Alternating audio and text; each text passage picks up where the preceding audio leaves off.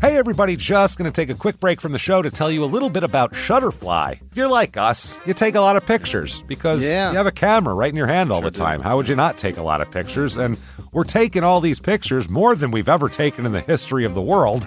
What are you going to do with them all? That's the thing. You used to get a solid picture, and then you'd look through them, and you could enjoy them. Now they're like back on your camera roll. You can't even find them. You don't want that. That's why the cool thing you need to do, and what I did, and I think it's pretty cool, is create a Shutterfly photo book. Oh. What I did, and you're going to enjoy this, Jimmy, because I haven't showed this to you yet, but took all of our pictures from being on tour this year. Oh. All live show pictures, us backstage, us on stage, doing all that stuff, and like some of the, just the venues and things, and made a little photo book out of that. Also, they have free 24-hour designer service as well. With their 24-hour designer service, a professional designer is going to lay out the book for you for free in just a day. Make something that means something with Shutterfly. Enjoy 40% off orders over $29 with promo code SMALLTOWN. See site for promotional details. And now back to the show. Hey everybody, just going to take a quick break from the show to get you styled up with Stitch Fix. Shopping's hard. It's hard. With Stitch Fix, you get a stylist, though, who understands your style, your size, your budget, and they do all the shopping for you. Wow. This is excellent. Shopping, I'm telling you, shopping and figure out your style, it's overwhelming. Let somebody help you when it comes to getting dressed. We don't know what we're doing, so we let Stitch Fix help us out. A Stitch Fix stylist there. They know what works on us. We get the prices that make us look really good, and it feels good. You get some confidence boost walking around knowing that you're looking decent here. Oh, yeah. Yeah, we just give the stylist our sizes, style, budget preferences. We order boxes when we want, how we want, no subscription or any of that required. And they send called Just For Me pieces as well. Like, maybe you'd like this, and it's awesome. Outfit recommendations, styling tips. You keep what you love, you send back the rest. It's super easy. Yep. You can do it, and we are doing it because it's excellent. Personal styling for everyone. Get started today at stitchfix.com/STM. That's stitchfix.com/STM. Now back to the show.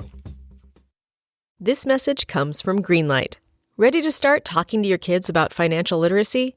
Meet Greenlight, the debit card and money app that teaches kids and teens how to earn, save, spend wisely, and invest with your guardrails in place. With Greenlight, you can send money to kids quickly, set up chores, automate allowance, and keep an eye on your kids' spending with real-time notifications. Join millions of parents and kids building healthy financial habits together on Greenlight. Get started risk-free at greenlight.com/Wondery. This week in Eatonton, Georgia, a couple's feud escalates into a front yard confrontation that ends with somebody dead. Welcome to Small Town Murder.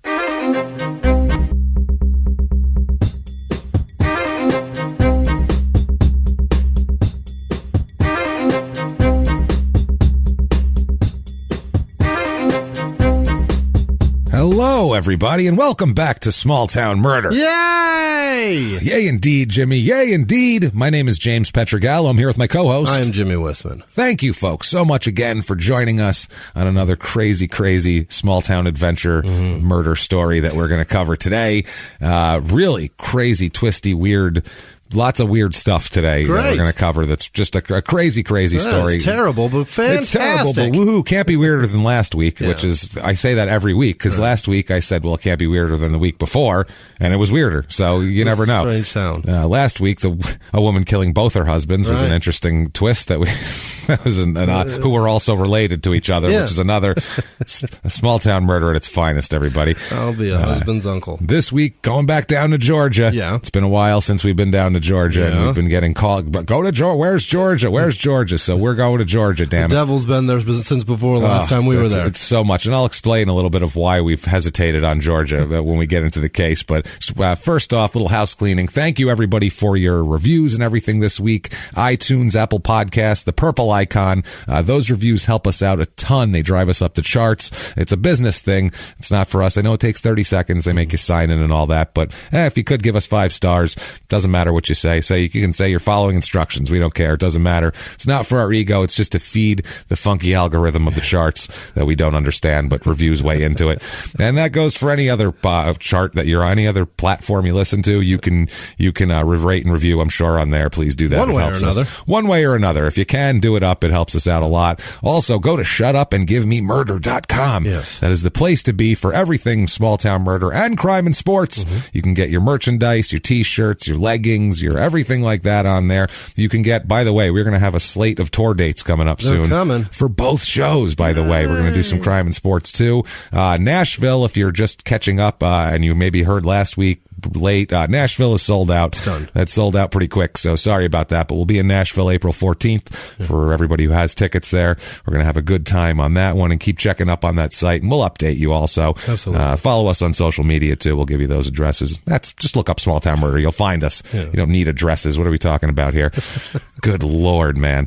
So do all of that. Also, what you can do there is you can be one of our wonderful favorite producer friends who we will talk about in detail at the end of the show here.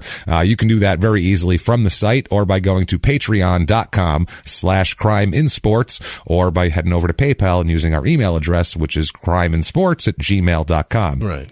You may be asking, Crime and Sports, what's that? That is our other podcast. It's our first podcast, our baby. The one that we did first. And if you don't listen to it, I don't know what you're thinking. If you haven't given it a chance because you don't like sports, then you're missing out, because I'm telling you, it's really not about the sports. Right. It's really not. It just happens to be that the people we talk about who are criminals and have hilariously bad lives happen to be athletes, which makes it more interesting because they're held in a certain esteem in our society. So we like to watch them fall from grace. And that's the podcast there. Also, they didn't nothing have to do with the sport. They didn't have to. We like to watch it tumble. It's really amazing to see. It is. To see them just douse that life with gas and set it on fire. Smile as they flick the cigarette. And then we make jokes about it incessantly and make it worse for them. So you got to listen to that. Quickly got to do the disclaimer. This is a comedy podcast. We're comedians. Whatever you want to say about it. We are comedians. All the facts are real. We don't make anything up. Everything is legit. These are real cases. We research them as well as humanly possible. And, but we're going to make jokes. Jokes at the expense of small towns, a bumbling police force that screws something up, lets a murderer walk away for 10 years or something like that. We'll make fun of murderers, situations. If the murderer or somebody has a cousin that's an idiot, we'll make fun of that. There's a lot of comedy to be had. You don't have to make fun of an actual murderer itself. And the way we do this, and to make it not so terrible, is we go out of our way to not make fun of the victims or the victims' families, because we're assholes. Except we're not scumbags. Right. That's how it works here. So we try to keep it that way. We're warning you that there's jokes, really. The content is what it is. There's murder, so you know that coming in. So that's so much John Candy. So much John Candy references. It's more, you're going to get more John Candy references for your dollar here than anywhere else in podcast world. I'll tell you that right now. So, if that sounds good, awesome. Thank you. Welcome aboard. If you think true crime and comedy never go together, you're not going to like the show probably, and then you're going to complain about it later. So let's just save ourselves the trouble and call it a day here. But for everybody else, good God, let's do it. Shout from the rooftops, from everywhere. By the way, we love this Shut Up and Give Me Murder challenge. They are fun. People are hashtagging Shut Up and Give Me Murder challenge, and they are shouting Shut Up and Give Me Murder in wherever they are and videoing it and putting it to our social media. And it is hilarious and awesome. So wherever you are, let's do it right now. Let's say shut up and give me murder. Let's do this. Let's go on a trip, Jimmy. Terrific. What do you say? Let's head on down to Georgia. All right. Let's do this. We were in Delaware last week. Bring that golden fiddle, James. Let's do it. We were in the Midwest for a couple episodes there, Ohio and Missouri, and then we went to Delaware on the East Coast, and now we're going to hit our second Georgia episode, only our second in 111. Is that right? And there's a lot of murders in Georgia, too. And I must explain quickly, a lot of the times I don't do murders in Georgia because every one I find, you're like, did that guy really do it? Because the justice system down there in small towns, I get probably in Atlanta and places like that, it's better. But in small town Georgia, I don't know if right now it might be better, but at least 20, 25 years ago, when we talk about murders, in the 90s, early 2000s, something like that, 80s, your justice system in the rural areas is not wonderful. Well, Let's really, just say that. If it's just not in Atlanta, pretty much It's everywhere else in pretty Georgia, frightening. Augusta, I guess, but for the most part, pretty fucking rural. It's pretty rural. You find a lot of people that are, exonerated later on after they're, executed and things like that. We get that a lot. It's a bit late. Yeah, Georgia, there's a lot of weird race stuff with Georgia also, where it would be like, just stuff where I'm like, that's not really, I don't know. It's a hard one to pick cases that you can really pick apart here. Georgia's a popular state for just getting a crime off the books. It's kind of, we'll put it that way. It's a little Adnan Syedi, we'll put it that way, where it's like, I don't know if they have the proof of it. Might have done it, but I'm not sure. It's not good enough to put in front of a jury, I don't think. Cell phone technology is a little shaky. A little shady, and no one trusts Jay. No. So, let's get on with that. His word sucks. He's well, when you have 8 different, we'll talk about that later. Actually, we'll have a bonus episode on Stitcher Premium, I think, and we'll talk a little bit about that. But we're going to Eatonton, Georgia. Okay. Eatonton, Georgia. Eatonton. There's already a T-O-N. T-O-N at the end. We'll add it again. It's Eatonton. Yeah. Is Georgia. Was there already an Eaton, Georgia? Where Bobby Eaton is the king of the Midnight Express member. Bobby Eaton was the king of everything. Yeah. That's an old wrestling reference. Enjoy, Jason Fuller. So, this is in central Georgia. By the way, he does enjoy it. I know he does. He likes to throw in a little weird old school reference. He jumps behind the wheel of his truck. We're going to... He's shaking. He's going to take somebody off the road with him. Perfect. If you see a Swift trucking truck or some shit like that, whatever he drives, jackknife into the middle lane and take out 4 Kia Souls, then this is why. That's Jason Fuller. So central Georgia, so central, right in the middle of the state. Anything that's that central is practically panhandle. Yeah. You're too much in the pan at that point. You're right in the middle. Yeah. It's not good. It's a little off to the east, maybe, because Atlanta's kind of more in the middle. It's about an hour and 15 minutes southeast of Atlanta. 3 hours to Chattanooga, Tennessee, up if you keep going north, and 2 hours and 15 minutes to Santa Claus, Georgia. Our last episode. That was the last one? Yeah, possibly the weirdest town we've ever covered. Maybe. Well, there's 2 circus towns, so I don't know. It's a toss-up. There was a North Pole, Alaska. That's true, too. But that wasn't in that town, No, right? no. That was just... She just happened to be there. She happened to be there in the beginning of the episode. That was the Pennsylvania episode. Yeah, okay, that's Sunbury, I think it was. Yeah. This is in Putnam County, zip code 31024, area code 706, 21 square miles. It's a big area. There's a lot of woods and lake. Swamp. There's a big lake there, and there's a lot of woods. There's some rural areas, so it's spread out. It's not like a little tiny little town center or anything like that. The motto of this town, and this is no shit. This is not me making it up because this would be a terrible joke. Quote, "Welcome to the Briar Patch." No, that is the town motto. And we'll talk about why. But you're Eatonton. You're not the Briar Patch. Well, we'll talk about why. Just say welcome to Eatonton. Welcome to the Briar Patch, because they are Brer Rabbit obsessed here. Really? And we'll talk about why in a minute here. Brer Rabbit, that we'll talk about, is several writers were born in this town. Okay. One of them is Joel Chandler Harris, who is the author of the Uncle Remus stories, where the Brer Rabbit came from and where it spun off into Song of the South, the Disney movie in the 40s. They got that, and that's Splash Mountain, the ride. That's what that's from. Which, if nobody knows what the fuck that's from. Right. Everybody on the ride's like, I don't know what movie this is. What movie is this? Who are these people? What's going on? My daughter's like a Disney trivia aficionado. That's the only reason I know that. I only know because my mom's old enough to have watched it. Oh, Jesus Christ. Yeah, Song of the South sounds like it's banned a long time ago. They stopped selling that shit a long time ago, and they're we treat black people really poorly in this. Let's pull this off the shelf. This is not okay. Also, seems like something Walt Disney has tattooed on his bicep. That's maybe, possibly. Also, the author Louise Pruden Hunt was there, a 19th century poet, and Alice Walker, who was the author of The Color Purple, was also from there. So I don't know what it is about this town producing writers. It's a small town. So very strange here. Now there's a site there, the Rock Eagle Effigy Mound. It's a Native American archaeological site. It's north of the city. There's 2 sites there that are east of the Mississippi River that are these particular things, and there's only 2 of those sites, and both of them were in Putnam County. Got it. Everything else is west of the Mississippi. It's like a I don't know, a fucking tribute to the tribe, to the man or something. The way they describe it, the mound and related earthwork constructions were made by woodland culture peoples, perhaps as long ago as 1,000 to 3,000 years ago. Wow! So this is some seriously old shit.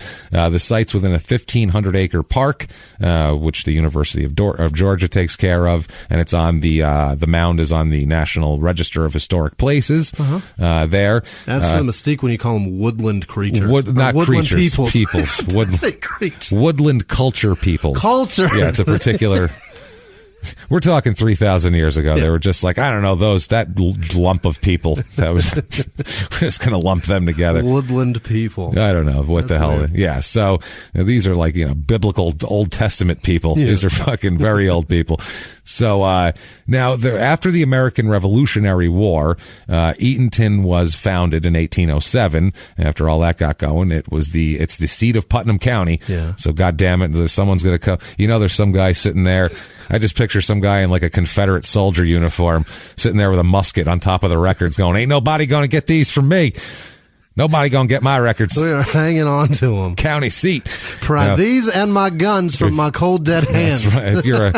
If you're a long-time listener, you'll know that we've had an inordinate amount of towns where towns have fought with each other over the records. There's been like gunfire and burning shit to the ground and deaths over, I want the records. The records were lost also? Everything. It's been a mess. Yeah. The town was named after William Eaton, who was an officer and a diplomat. He was involved in the First Barbary War, which, do you know what that is, Jimmy? No. You want to give me some? I think it was when Jillian Barbary said something very, very progressive on TV. And Jillian Barbary actually they got in a fight over it. It was on one of the NFL shows on Fox in about 2004. She actually got into an altercation with Howie Long. Yes, that resulted in him losing half his flat top. It was very, very traumatic for everybody watching. She swung one of those big titties. Yeah, she did. And she was one of her little dumbbell things that she's always selling some workout. She was working out, she was pumping, and then he said something. Next thing you know, pow! Yeah. Half a flat top gone. And a chunk of a scalp. Hell yeah. She's not taking any shit. It was like the bear at the end of the Great Outdoors. Yeah, Great Outdoors, yeah. It's going to just right down the middle. Yeah. That's what he does now. He's like, I just keep it short on top so no one notices. He keeps it long in the front and back of his flat top so no one sees Brings the crown up. No one sees the valley in there of missing scalp. So, Barbary War was actually 1801 to 1805. It was the first of two of these in which the United States and Sweden... What? Yeah, this is the only time you'll ever hear Sweden was in action. The U.S. and Sweden fought against four North African states known as the Barbary states, Tripoli, Algiers, Tunis, that area there, and Morocco. Oh, okay. So it was down there. Yeah, we were trying to, I'm sure, dominate an oil region is what that probably was there. Now, apparently the cause of the U.S. getting involved was pirates from the Barbary states seized American merchant ships and were holding the crews for ransom. Okay. So it was a pirate situation. They were demanding that the U.S. pay tribute to bring their ships past. So they were trying to pull some mafia shit, basically. Okay. You must do this, must pay me to pass. The U.S., at that point, they said no, and Sweden had been at war with them anyway, so we said, fuck it, I guess we'll help out, because I guess our cause is kind of linked with yours now. Fucking year was this? This was 1801 to 1805. Okay. It's there. It was pretty well even there with weapons at that point. At that point, I don't know what the technology is, but with the ship-wise, we had ships. That's a good point. So who the hell knows?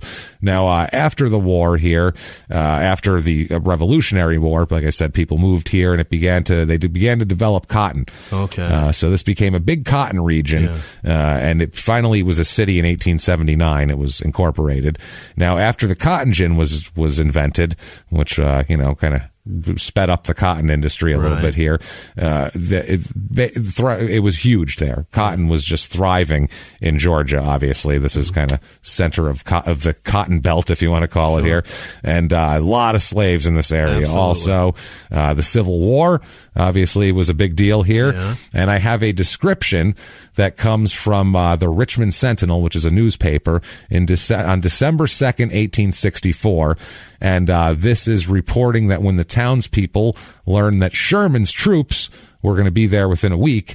If you're not a Civil War buff at all, or maybe from another country, Georgia's down south. General Sherman was a northern general, and he basically came through the south and burned it all the way to the sea, as he put it, and just said, we're going to fucking destroy this place. That's the scorched earth theory, right? From here to the fucking ocean. And so it was, the water puts it out. It was it was not a good time for the South. It's pretty much why the South is still pissed off now and still sell Confederate flags at every fucking flea market. Because their ground is still warm. I don't know if that's the reason why, or that they're still just mad that black people are allowed to move about. I'm not sure.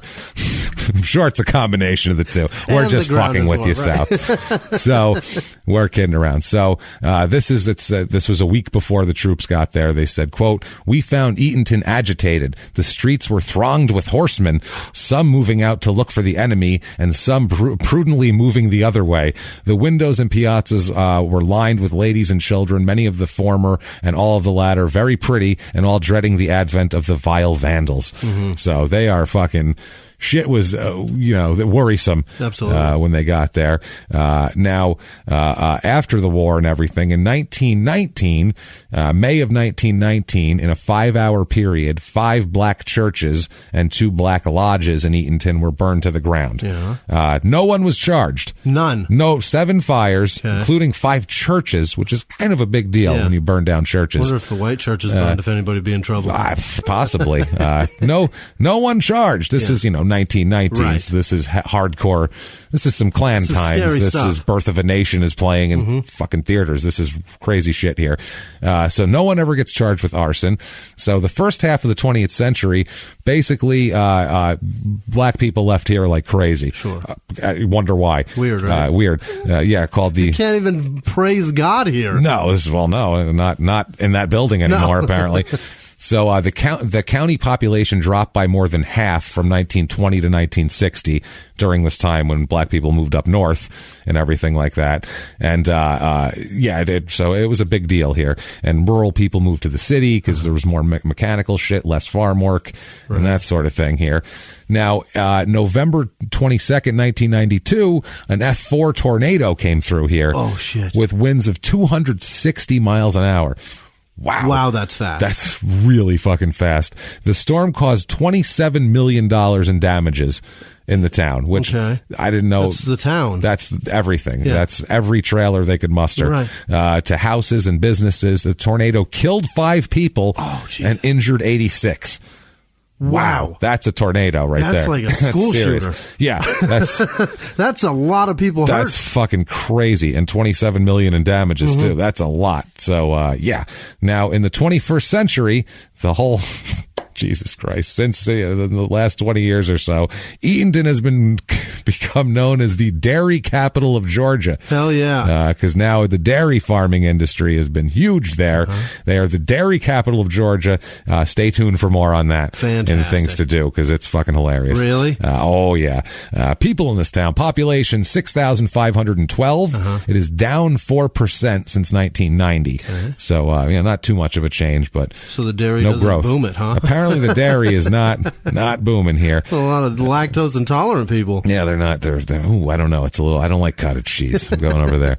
So median age here is about a year younger than normal. It's 36.2, a year and a half below the norm.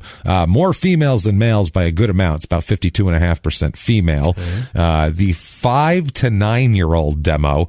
Children of 5 years, ages 5 to 9. That demo is double what it usually is. Yeah. So there's a shitload of little kids here. That's the target dairy demo. Yeah, that's the thing. It is. Yeah. Those kids are sucking down milk and cheese sticks like nobody's fucking business, man. That's the chocolate milk group. There's kids walking around just stomachs hurting. Nobody's shit in 3 weeks. Doubled over. The school toilets have cobwebs on them in the bathrooms. You go to the stalls, there's just cobwebs across them. Nobody is shit ever. The most constipated town in Georgia. But the farts, forget it. Oh, God. The worst. Always windows open. Yes. Ma'am, it's 31 degrees outside. Windows are staying open. Keep them I don't give a fuck. Open. Did you hear that? That's why. It happens every 10 seconds. Put that cheese away. No more. Forget the noise. Do you smell that? Keep the window the fuck open. Apple juice, somebody? Please. Somebody have some broccoli and move something. Somebody bring some juice boxes in here, for Christ's sake. Jesus, and some fucking goldfish, some Cheerios, I don't know.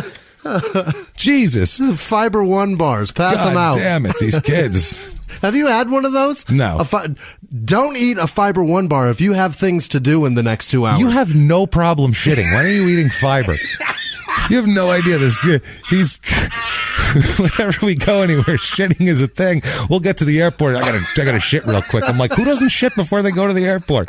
He just shits randomly, drops it off.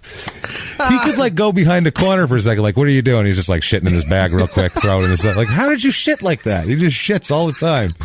Little turds falling out. Fiber One bar will ruin you. Oh, just one of them. It's an all-day event. It's crazy. Jimmy Turd Trail Whisman over here. I'm like a deer. You are. You're leaving pellets behind you like but they're a rabbit. all fast and small. Oh, you're just firing them out. It's not crazy. It's just constantly doing it. To save it all up or something. I don't know. To figure out a... You gotta be like move a you bear. to Eatonton for a while, clog you up for a couple days, and then unload up. Like a bear getting ready for hibernation. Yeah. Gotta eat moss and sticks and leaves. Moss. Make like a bear butt plug. Jimmy's moss dinner. This looks good. So, Jesus Christ. Jesus. That's amazing. Moss dinner. But the plug's got to go from the inside out. You know what I mean? Yeah. Anybody could go grab one from a store. Come on. It's got to be ingested to stop what's going on everything. back there. Yeah, you need like a big like a bathtub plug thing with otherwise... a chain on it. You pull up just to clog it up for a couple days. You know, one of those bad boys. That's what I'm gonna do. I'm just gonna eat a bathtub drain. Yeah. There's a plugger from a bathtub. That'll fix it. Yeah, you need as long as I get the string out first. Some kind of intestinal IUD. I don't know what you need. Something to work on some shit for you. Like a gerbil. It's true, man. All right. Mary Poppins. No, sorry. That was a gross sidetrack. I think I took it there, honestly. I think I started talking about your shitting. You just brought up a Fiber One bar, and I said, hold on, let's discuss your bodily functions in detail. Wait a minute. Everybody stop. Jesus fuck. I'm going to shit this chair. All right, cool. That happens sometimes.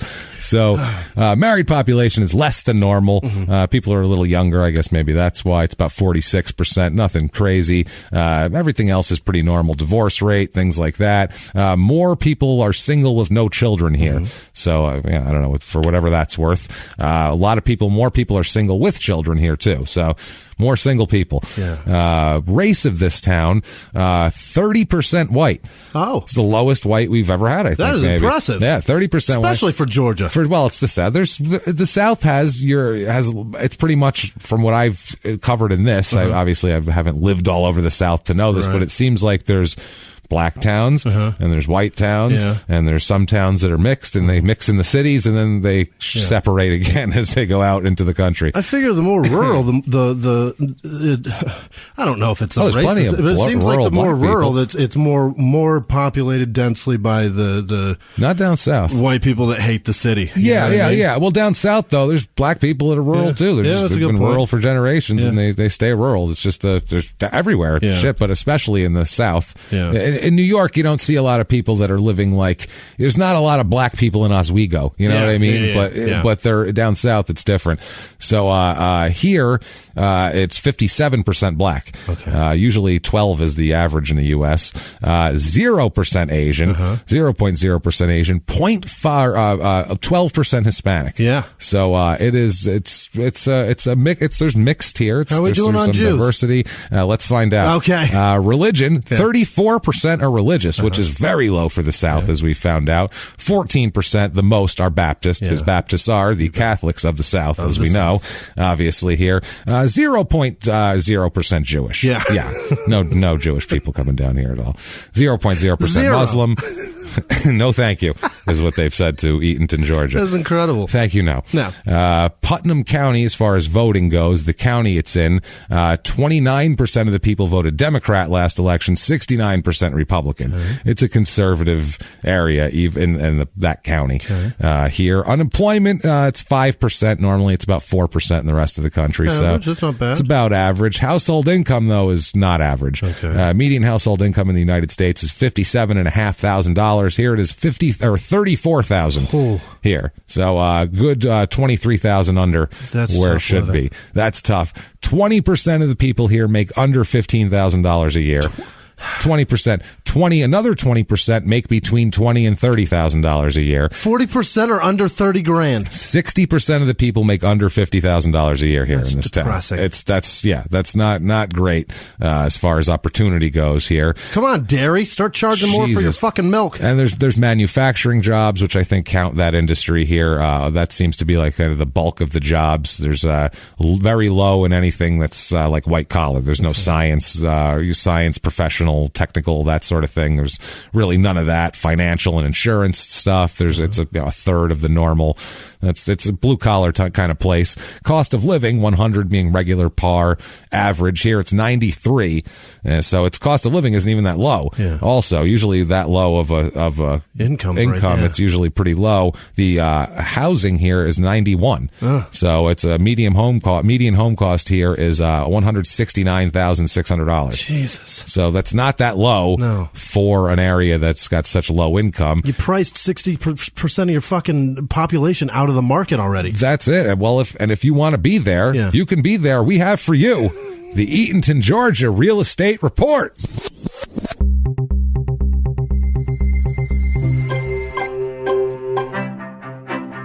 Your average two-bedroom rental here is about $800 a month, which seems like maybe the better way to go. I'm not sure. I found a 3-bedroom, 2-bath, 1,700 square foot fucking disaster. It's a mess. Hasn't been fixed since the F4. It's pretty much the F4 came through, and then that was still recovering from being a Civil War battleground. Before that, I feel like Sherman burnt it down first, and then the tornado came through, and now it's on the market. Yeah. So enjoy this fucking disaster. Only $55,000 though. Good for Lord. 1,700 square feet. So historic, though. I guess. Not really. It doesn't look it. Looks like a piece of shit. I found a 3-bedroom, 2-bath, 2,200 square foot house. It's nice, put together, appointed very nicely, decent place. $182,000 for this. That's kind of your average kind of family home there. Then I found a 4-bedroom, 3-bath, 3,200 square foot house. Hell yeah. And it's nice, big detached garage, big giant porch around it. Yeah. Right on a lake. Fuck yeah. All of that sort of thing. You're going to pay for that, though. $975,000. Almost $1 million. Almost $1 million, which does not sound like you want to be But it sounds there. like a dream place. It sounds beautiful. Yeah. It sounds like somebody's like summer home or wrap around porch, James. That's the coolest fucking thing. It's some rich person's like weekend home that comes from Atlanta on the weekends and sits by the fucking lake. You know what I mean? That's what I feel like. Yeah. Somebody like that. Found a resident review here, which are always my favorite. Resident review, quote, "We have lived in Putnam County for 2 years on the lake and are very unhappy overall. The schools are awful. Education is very poor. Drugs and drug-related crime is very bad for such a small town. We currently are trying to leave the area. We do like the small town, but this area has been a major disappointment, especially for raising our kids." So, yeah, it's a nice place, it sounds like. Things to do, the Putnam County Dairy Festival, baby, and it's all about that. Hosted by the Pilot Club of Eatonton, Georgia. This annual festival is an exciting day for the whole family, as they put it. It's a tribute to the dairy industry and local dairy farms. The festival acknowledges the success of Putnam County as a leading dairy county in Georgia. Hell yeah. They have all sorts of shit here. Family gatherings, activities planned. They said it's going to bring people in.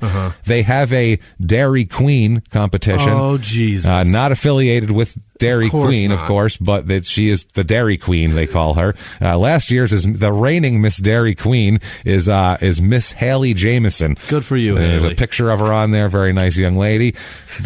Does there have to be like a disclaimer after every time they say her name? Not affiliated with the restaurants. Not affiliated with Brazier or any licensed Dairy Queen. So Dairy Queen didn't tell us what Brazier is. No. Those fuckers just threw that up on their sign without anybody knowing what that is. Now, then we have to fucking Google it. It's a goddamn grill. Just say we make food. We make food shit and ice cream and stuff. No, grill. It's less letters. It's so stupid. Fucking, how dare you, Nobody Dairy Queen. knows what they're talking about, and they don't know they have food, and their burgers are fantastic. They're the greatest. They're so good. The Queen will be awarded $1,000. That's a deal. Fantastic. Additionally, the Queen will receive a number of gifts from local businesses. Here you go. Here's a fucking 6-pack of milk. I don't know. Some cheese sticks. Yeah. First, second, and third place winners will also be selected to serve with the Queen as her court, and will receive gifts also. She has a court. She has a court. She has a whole thing. Dairy underlings. Dairy jacks. Dairy jacks. No, they're dairy princesses that are now going to receive gifts as well. Great. And also there's the Uncle Remus Museum, which is all Brer Rabbit shit. Oh, okay. I'm sorry, the dairy thing is way fucking more interesting. I had to go with that. I apologize. Do they do any sort of go fuck yourself to almond milk or anything like that? Yeah, they should. They should. Or they have a tribute and then an anti-soy campaign. Like an evil soy plant coming to rape a cow. And then a cow eats the soy and stomps out all the almonds. Cow's just looking back scared, going, moo. Crime rate in this town, what we're interested in. Property crime is low, about 25% under the national average, and violent crime, murder, rape, robbery, and of course assault, the Mount Rushmore of crime, is almost double the national average. So people are getting their fucking kill on over here, and their violence on for a small town. It's made them strong. It's made them strong and angry. That's what they are. You get hormones in the milk. Well, their stomachs are killing them. That's the problem. They're furious. When you haven't shit in a week and it's building up, when you've got that plug in and no one's pulling the chain, Jesus Christ, you get violent after a while. Imagine two very constipated people living in the same house together. Jesus. Things get kids running around. They can't shit either. Everybody's farting everywhere. The whole house smells like farts. Everybody's mad. There's going to be violence, is what I'm getting at some point. There will be violence. A milk shit sweat they're in. Oh, good Lord. You know it. Jesus. So let's talk about a couple of people from this town. Great. And a murder, as a matter of fact. All right.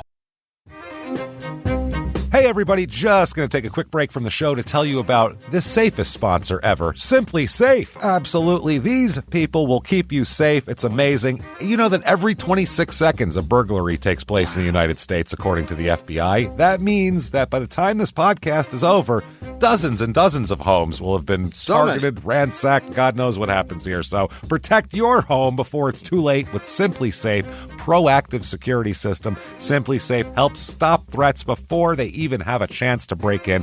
Named Best Home Security System by U.S. News and World Report 5 years in a row. And by us for about the last 8 years as well. If you trust us, believe me, you want Simply Safe. So visit simplysafe.com/small to claim 50% off a new system with professional monitoring plan and your first month free. That's simplysafe.com/small. There's no safe like Simply Safe. Now back to the show. This show, Small Town Murder, is brought to you by BetterHelp. Get yourself some therapy, everybody. Honestly, here. We often hear about, red flags that you should avoid. Hey, that's a lot of a thing. It's become a real phrase now, real cliche. But why don't you focus also, you look at green flags in friends and partners. Look for good things as well. Right. And maybe you're not sure what that looks like, though. Therapy can help you figure that out. What are positive things? What are the green flags? And then you can practice them in your relationship. It's absolutely a fact. And so, honestly, we absolutely are huge advocates for this. It really, really helps. BetterHelp is fully online, making therapy affordable. It's convenient. They serve over 5 million people worldwide. You can access a diverse network of more than 30,000 credentialed therapists, wide ranges of specialties there. Here's the coolest part. You're not getting along with your therapist, you're just not feeling it, you can switch at any time, no extra charge. Wow. The thing is, they want you to get help. That's it. And you can do it with BetterHelp. Discover your relationship green flags with BetterHelp. Visit BetterHelp.com/smalltownmurder today to get 10% off your first month. That's BetterHelp, HELP.com/smalltownmurder. Now back to the show. Hey, everybody, just going to take a quick break from the show and tell you about Noom. Has Noom helped you? I believe it has. Oh, that's got an app. You can do tracking. It's terrific. It does. Noom builds personal plans that can meet individual needs. That's the thing. Takes into account any dietary restrictions, medical issues, other personal needs. That helps build a plan that works for you. And yes, so I know that you've had your own personalized program here that you've been working on. And it's weight loss This is weight loss results that last. They stick around because you get yourself into a lifestyle change. That's what matters. That's mainly it. You can't just say, I'm going to cut that out for a month and then go back to it. That's not what it is. So I'm glad it's helping you. That's great. And it really does. I like the psychology and biology-based approach here. Noom Weight uses psychology. That's why they say losing weight starts with your brain, but it also takes into account your unique biological factors, Jimmy. All of your multitude flora and fauna that goes on inside of you there. Sure, Stay focused on what's important to you with Noom's psychology and biology-based approach. Sign up for your trial today at Noom.com. Noom.com, Noom.com here. Based on 3.5-year study of actively engaged Noom users with minimum starting BMI of 25. Individual results may vary. Visit our website for more information. Boy. Let's talk first about Wallace Marvin Fugate III. Oh, boy. He sounds pretty aristocratic, doesn't he? Wallace Marvin Fugate III. Fugate alone. Yeah, that is actually, he is not at all. Everyone calls him Buck, which is the least Buck. B-U-C-K. Yeah. Like Uncle. Yeah. Which is the least aristocratic name possible. So he wants to let you know I ain't nobody fancy. Yeah. Just to let y'all know, my parents went off and named me something with a lot of things in it and words. Lots of syllables and shit. We narrowed it down to Buck. I just call me Buck. Yeah. So, like the knife. Like the knife. Yeah. So the third, as we know, anytime there's a junior or a third or worse, a fourth involved or a fifth, if you get into a fifth, they're just forget about it. They usually don't make it that far. They don't make it that far, yeah. The lineage usually ends pretty quickly. See, if you're a fourth and you have a child and you name him the fifth, he'll probably die in the crib at a young age, is what we're saying. He won't last. He'll just shrivel up. Die of the symptoms. Just the symptoms. Yeah, it's a crime and sports reference. Oh, it was. Yeah, that's not here. They won't understand that. Well, some of them will. Yeah. About a third of them, as a matter of fact. What are the symptoms, James? It's a long story. Right, but there are two symptoms. What are they? Yeah. Is that a baby? Yep. Should it be alive? Yep. Is it? No. Okay, that's the symptoms. Of SIDS. Of SIDS, yeah. There's no other symptoms. It's a long story, but we went over that whole thing, and those are the symptoms. There's a checklist. Yeah. Baby, check. Yep. Should be alive? Yep. Yeah. Yeah. Is it? Nope. Nope. Okay. That's it.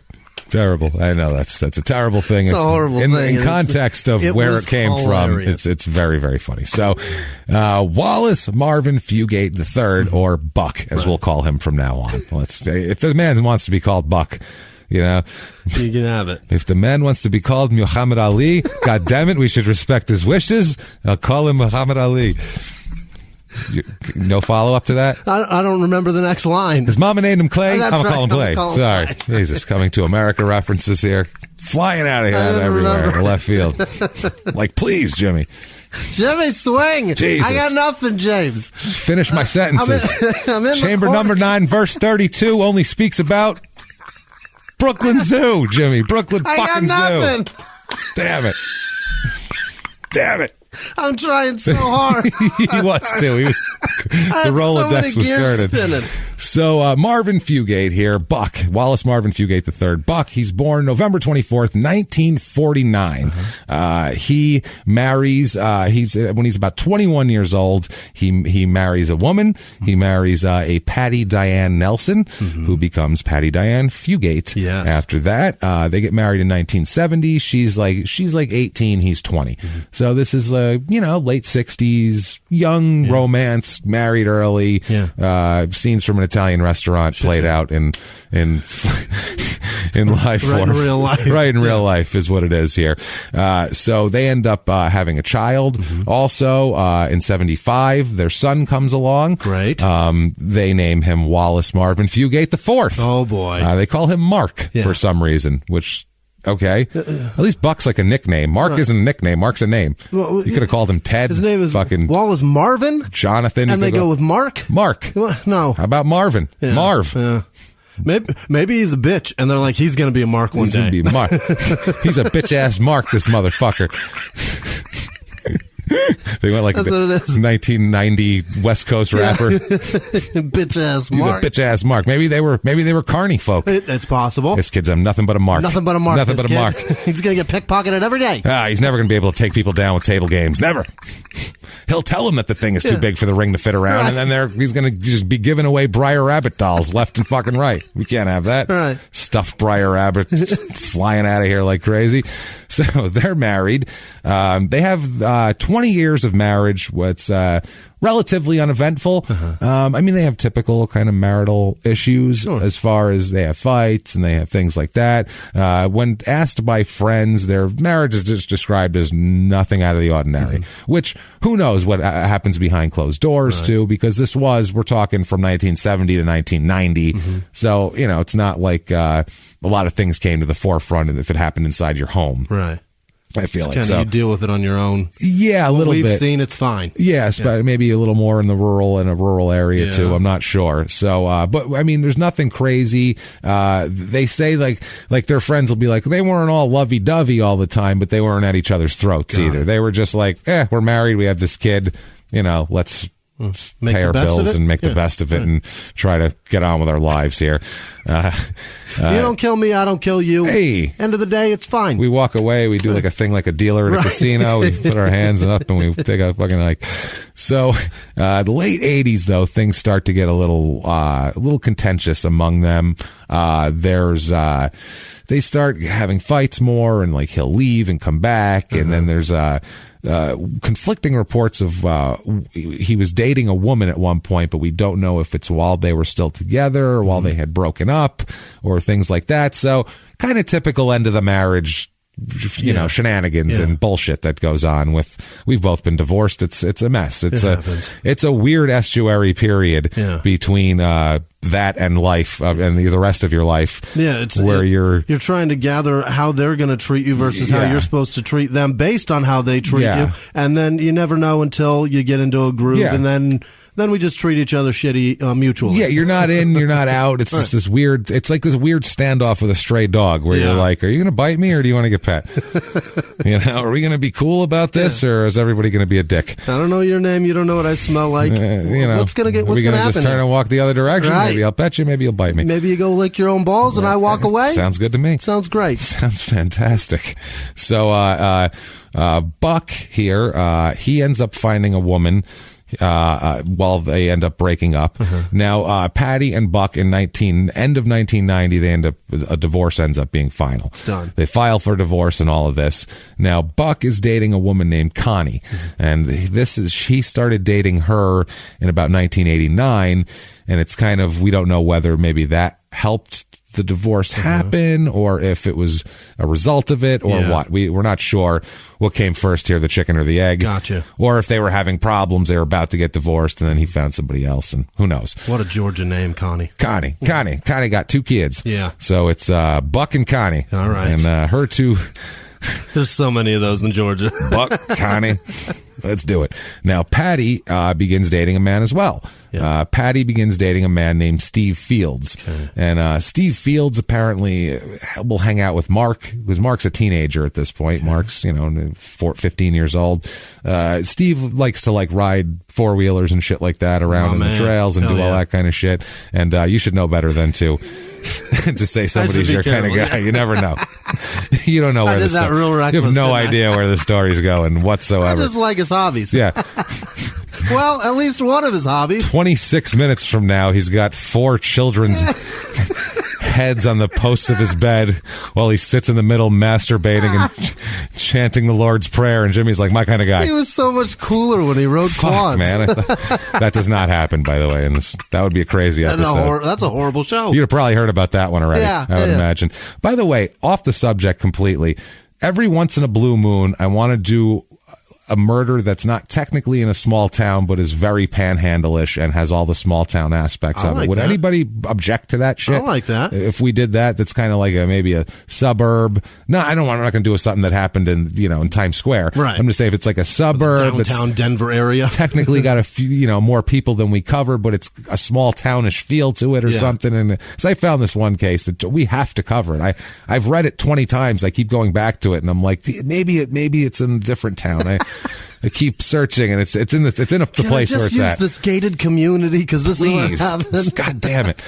So anyway, Patty's name is Steve Fields. Like he'll go. I don't know if he lives in South Carolina or if they go to South Carolina sometimes with him, because they'll go to the beach in South Carolina and to go see him. Got it. Which if you drive, in Georgia, it's not close. It's not that far from the beach, at all. Now, January of 1991 is when Buck finally moves out of the family residence. Okay. Before that, he was living there because financially they're not wealthy people. Yeah. He does construction. He has his own little company that he runs, and he works for people, and he does whatever he can. He pieces together a living. She has a job as well, and so they're middle class, blue collar people. Yeah, together they do okay, but apart it'd be rough. Yeah, kind of lower middle class, and just they're making ends meet, but it's not like they can't be like, let's take a 3-week vacation and go to Europe. Like that's not happening.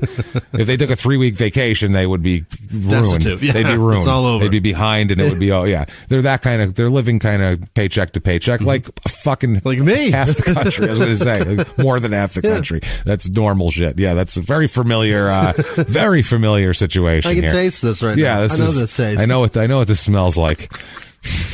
I know what it smells like. In this house, it smells like cheese farts. Yes. So. And once in a while, some off-brand detergent, because you can't afford the one when it's not on sale. Yeah, that's what happens. So, he ends up moving out in 1991 and moves January of 1991 and moves into a trailer belonging to somebody named J.D. Hallman. This is a trailer located on J.D. Hallman's property behind his trailer. Okay. So we're stacking trailers now. This is not good. This is, again, a small town murder trope. Fucking stacked trailers. Multiple trailers on one property. Yeah. This is bad. One trailer per property, please. Can we have that? Yeah. So, Buck was having problems with Patty, and they were fighting a lot at this point. Basically, Patty would go to the trailer and they would argue, and then he would go to her house and they would argue, and they would argue. They would, and they would poke each other. God, Jesus. They had like a 20-year relationship, or afterwards they were like, okay, I've been wanting to piss this person off, and so they're poking each other, and it's everybody's shit. We don't know what happened during the marriage. There's not a lot. We don't know if he, was violent or anything like that. We don't know. Doesn't matter. No. Violent or not, I mean, it matters. Well, it matters a lot. But in this case, just from just the outside, from the divorce on, they're both being dicks. Right. For the most part. Well, for 20 years of marriage, they've got 20 years of baggage of shitty things to say to each other. If one lets it go and then the other one contributes, now it's just not going to stop. It's going to keep going and festering until somebody takes a swing. Worse for the kids, because you're both talking shit in front of the kids, and it's a mess. It turns into a mess, and then they involve their friends and their family, and this one's mother hates you, and then you drop the kid off, and they're fighting, and it's a disaster. Just wash your hands of each other and stop it. Yeah, that's the thing. Yeah, an amicable agreement is always best here. Even if it's not amicable, even if I don't care. Just be the bigger person and be like, I'm not going to fight with this person. I'm not doing it anymore. I got a divorce, so I don't have to. I know. It's that thing. Believe me, I know. Yeah, it's that thing. It feels so good to say that one thing. Yeah, because you wanted to say it before, but that's something you couldn't say before because it would cause a fight, and now you can just hang up. That's the half difference. Your shit would be on fire in the front yard. But guess what? Now half my shit's in my fucking apartment. You can't do a goddamn thing about it. God damn it. You guys know about my deflating air mattress. It was the greatest time of my life. Same thing. So, this J.D. Hallman ended up talking to Patty about it a couple of times, too, of like, hey, why don't we not try? Let's start arguments in my multi-trailer property. You know what I'm saying? Maybe somewhere else. Isn't this trashy enough for living on the same property? Now you're going to stand between two trailers and argue with your soon-to-be ex-husband who just moved out of your trailer. And, you know what I mean? This is sounding a little Suspicious. So, should I pick a banjo on my property while y'all do this? Yeah, because I could do it. I'll sit up in a tree and we'll talk about it. So, play some Brer Rabbit songs. Shit.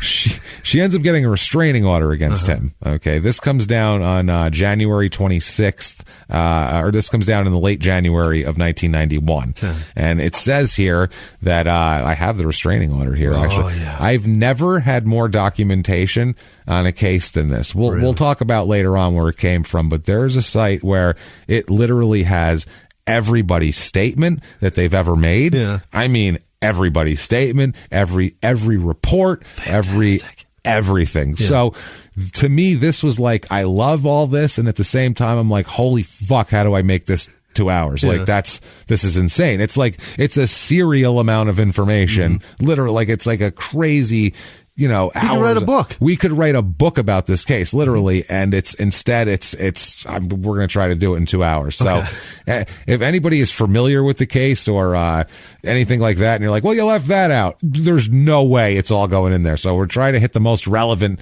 things and all that sort of shit. So, I have the restraining order here, though, and it says, and I quote, the defendant, meaning Buck, should have just said Buck, shall have until 6 p.m. January 26th, 1991, to remove the following items from the plaintiff's property: all tools in shop, garage, and house, ladders, lumber, including but not limited to tongue and groove pine boards, treated lumber, framing material, and cabinet plywood, because he's a construction guy. Got it. Air compressor in house, collection of hats belonging to the defendant. How many hats did he have? They're all trucker hats. How many hats did he have? Where it was like taking up? Get all these goddamn. The fucking room is full of hats. I'm going to tell you something right now. I have a lot of hats. You know what trash we are? I have a shitload of hats. There is a brass hat rack at my mother's house that is so heavy with hats, if the wind blows, the fucking thing falls over and it explodes. Hats fucking everywhere. Hat shrapnel. They don't even... Hatnel. Yeah. They don't even hook on the... They just are melded to each other with gravity and dust. Terrible. It's terrible. That sounds and awful. They're all hats that could just be thrown away and nobody would give a fuck. I keep mine very organized in my closet because I wear nice them. Hats. These are all shit hats. Yeah, These say like Stewie's Garage. These are they're hats just like that nobody gives a fuck about. They're not like a hat somebody went out and spent $30 on. Right, and they're also not even hats that you could like put in Goodwill and like a hipster would buy. They'd be like, "Well, are you fucking out of your mind?" There's something that somebody would wear while cleaning a pool. Right. Is what they are. If they already have lice, then they put it on. Especially the Joe's pool cleaning hat that you have there. That one especially goes good on somebody cleaning a pool. There's probably one in there. Yeah, so I don't know how many hats he had, but apparently enough hats to where it needed to be documented and fucking property and legally told to be removed. So I don't know. That's a lot of hats. Hay located on the defendant's property, adjoining property. Okay, this is the other thing. When he first moves out, I should have said this before, he moves out, this J.D. Hallman's property is connected to their property. Oh, for Christ's sake. So they're next door, basically, on adjoining trailer lots, where that's why they can argue so frequently back and forth. They don't even have to get in their cars. Just yelling over the fence. Yeah, you just scream shit. It's a tin trailer. He's going to hear it. Apparently there is hay. This is hay located on defendant's adjoining property, but only accessible from plaintiff's property. Got to get the hay out of there. They have an Aladdin's Castle pinball machine, which sounds awesome. It does. I'll take that if that's expensive. still up for grabs. A Freedom pinball machine and a Speakeasy pinball machine. They have 3 fucking pinball machines in this house. Why does he have so many pinball machines? I don't know. This is awesome, though. Yeah, I want a pinball machine. Jesus Christ. Why are you getting rid of that, Sugar? You got a kid that would love that. Apparently not. I'm sure they're half broken, and I'm going to fix this someday, and it's just sitting in the living room. They're missing paddles. And they use it as a hat rack. You know how that goes. All of his hats are on the pinball machine. Absolutely. That's why she wants the hats going. A wood stove belonging to the defendant's mother, a bass boat, motor, and trailer. That's pretty cool. Yeah. And 2 racing go-karts in the garage and all accessories for them. He's got some shit. Fuck yeah, he's got cool stuff. That's a lot of... Go ahead and say it, Jimmy. That's my kind of guy. He's your kind of guy. You know what I mean? He's got pinball machines and bass boats and go-karts. I like it. Yeah, you'd hang out with this guy. Hey, Buck, what are you doing on a Saturday afternoon, pal? I will always call you Buck. Now, they said all items herein not removed by 6 p.m. will become property of the plaintiff. This is a legal document that says this. Yeah, she's saying, get it out or I'm keeping it. The spotted horse Apache is awarded to the plaintiff. They have a horse named Apache. Yeah. On or before February 1st, the defendant shall notify the present custodian of said horse in Twiggs County, Georgia, of this award and request that plaintiff be granted access to pick up the horse. He's got to tell his horse people that she's coming to get the horse. It's hers now. Defendant shall deliver or authorize delivery of the following items to the plaintiff by February 1st. A saddle, bridle, and all tack used for the horse, Apache. Also a CB radio and antenna formerly attached to the plaintiff's van. He took it off her van. Apparently, he took it off her van, and he's sitting there, breaker, whatever the fuck, in his house, in his trailer from next door. Texas Tinder. Yeah, his Texas Tinder. That's what he's trying to hook up. He's like, I'm going to find me a lady out here. That's how he got Connie. Texas Tinder. Yeah. Breaker, anybody coming through Eatonton there? Any pretty lady? Oh, Connie, that sounds good. You sound like a pretty mama. Put the hammer down, Connie. Get over here. Jesus Christ. So a small battery charger also for the CB radio. $500 now located in, I guess in cash, now located in a safe owned by this J.D. Hallman. So apparently, I don't know if they had like a $500 prize between them, some sort of... Just their escrow that account. I don't know what the fuck it was out there. It's an escrow and this guy's safe in the fucking trailer A on the property behind them. She is counting up all these things that don't equate to the dollar value of all the shit on her property. Yeah. That's probably why she's doing this. Worth. Horse shit. All the horse stuff. $2,000? It depends on the quality of the horse, that's probably. A good point. It could be an old horse. If it's old, it's probably not worth dick. That's what I mean. It could be a shitty old horse. Right. But she wants it, apparently. Unless it's young and maybe they just who knows, but a bass boat seems like it's worth more than a goddamn horse. That's what and go-karts and pinball machines. You can sell those. Jesus Christ. There's hipsters everywhere looking for those hats. Love that shit. Know it. It also says here, except as described herein, each party shall have sole rights in all items in their possession and all property awarded by the separation agreement back in October. The defendant shall have minimum visitation rights away from plaintiff's residence with the party's son Mark on the first and third weekends of each and every month from 6 p.m. Friday until 6 p.m. Sunday. The defendant shall have 1 week's visitation rights beginning at 2 p.m. December 25th and ending at 6 p.m. December 31st. God, I hate that. They have all this shit in writing. That hurts so bad. Wow. The defendant shall have visitation with the minor child for 2 non-consecutive weeks during the summer. Prior to exercising this visitation right, the defendant shall give plaintiff 2 weeks' notice of his intent to exercise said right. Wow. This is fucking crazy. This is what I mean. I'm reading this to show you the degree that this has gone to. Right. To the point where I'm not reading it to be whatever, over detailed about it. I literally want you to know the point where they've detailed a year from now, you're going to have him at 2:00 on this day for this long. It's nuts. I mean, it's I guess what you have to do when you have beef with, these problems, but it's gross. It's hard. You just want people to just get along so that you can. You got a child, man. This is terrible. Yeah. To be managing minute to minute what this child's going to do for a year in advance. For a year. The defendant shall have visitation rights with the minor child on Father's Day, and shall thereby not forfeit his visitation rights on alternate weekends. So if Father's Day doesn't fall on his weekend, he can have him on Father's Day and his regular weekends. He will forfeit his visitation rights if Mother's Day falls on a weekend, otherwise scheduled for a visitation by defendant. So if Mother's Day is on a Sunday, which it is, then he's fucked. Then she gets the kids that day, which whatever. The defendant may also visit with Mark at other times by giving 24 hours notice to plaintiff under the same conditions described herein.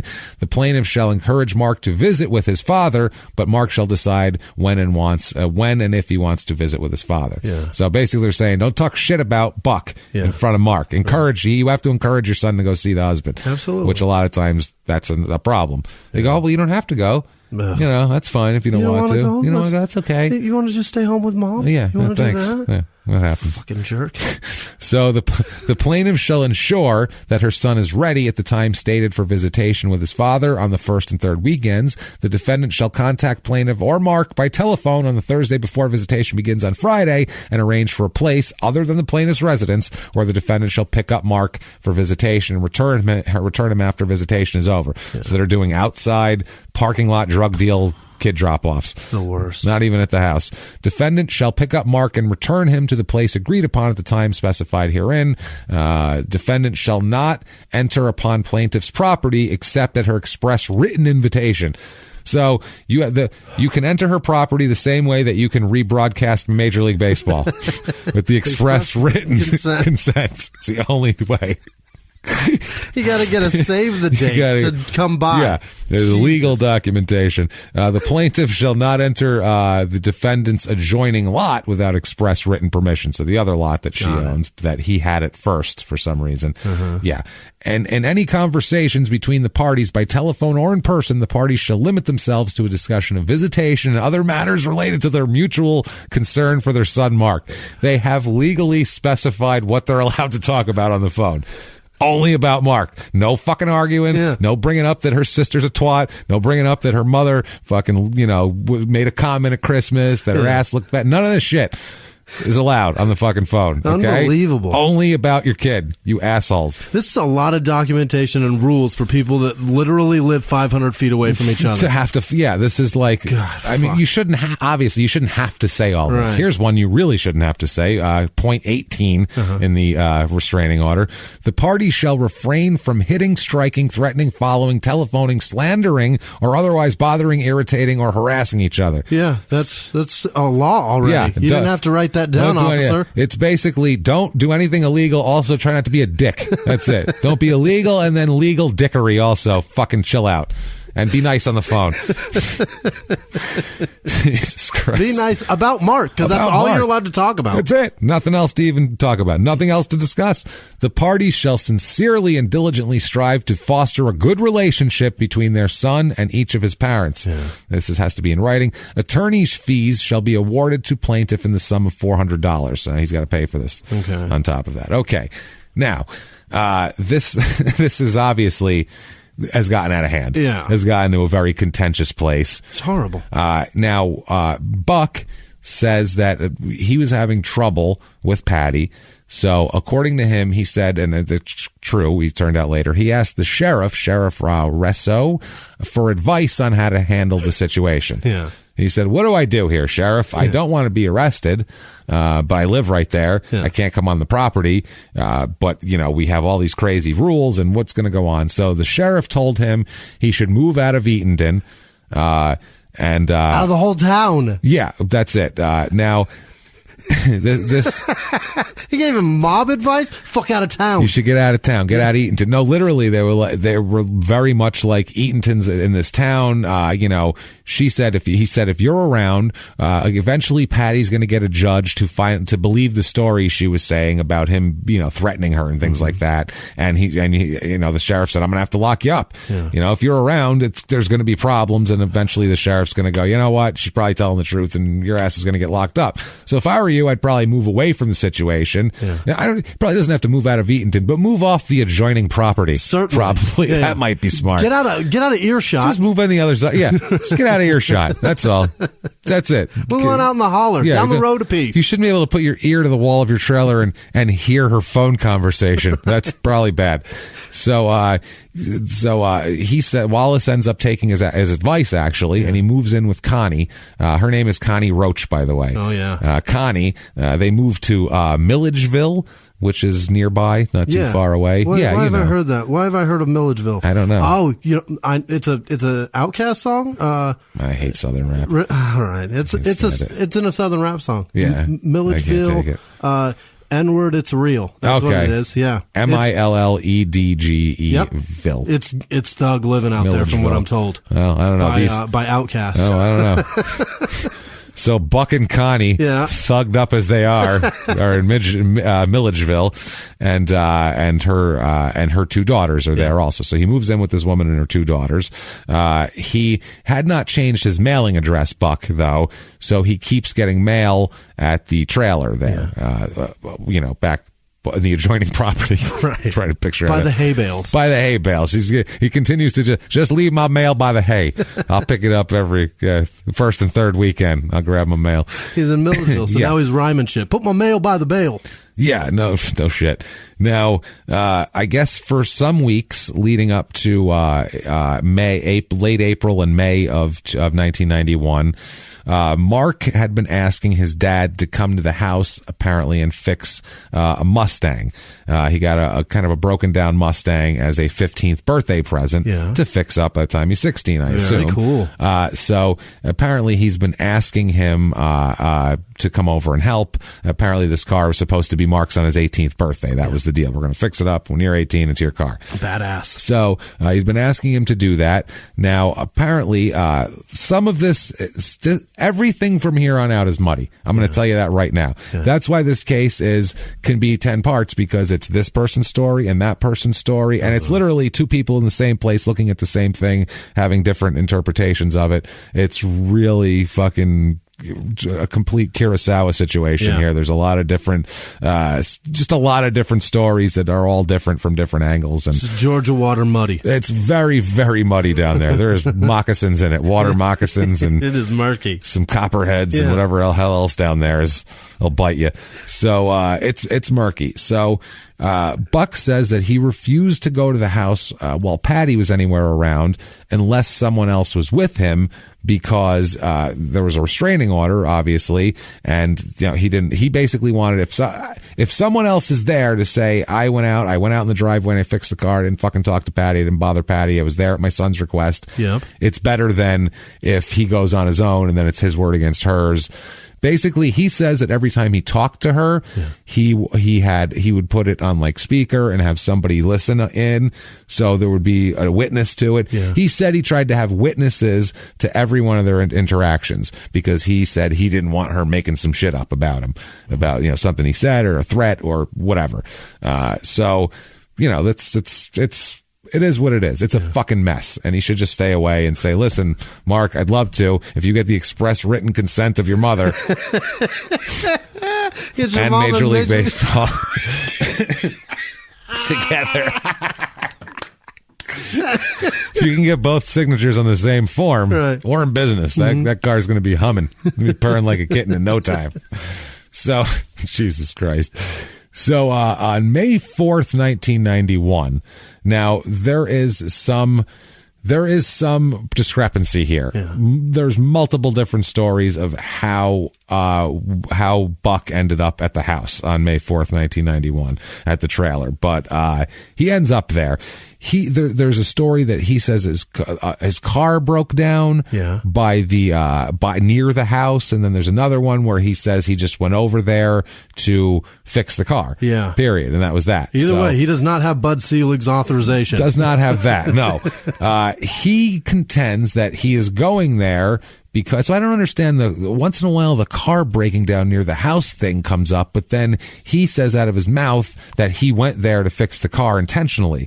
So I feel like if the guy himself is making a statement that's worse for him, that's probably the true one, rather than that's like my car just happened to break down near the house, so I said, fuck it, I don't know nobody else, I'll walk over there. That sounds like something that it's bullshit.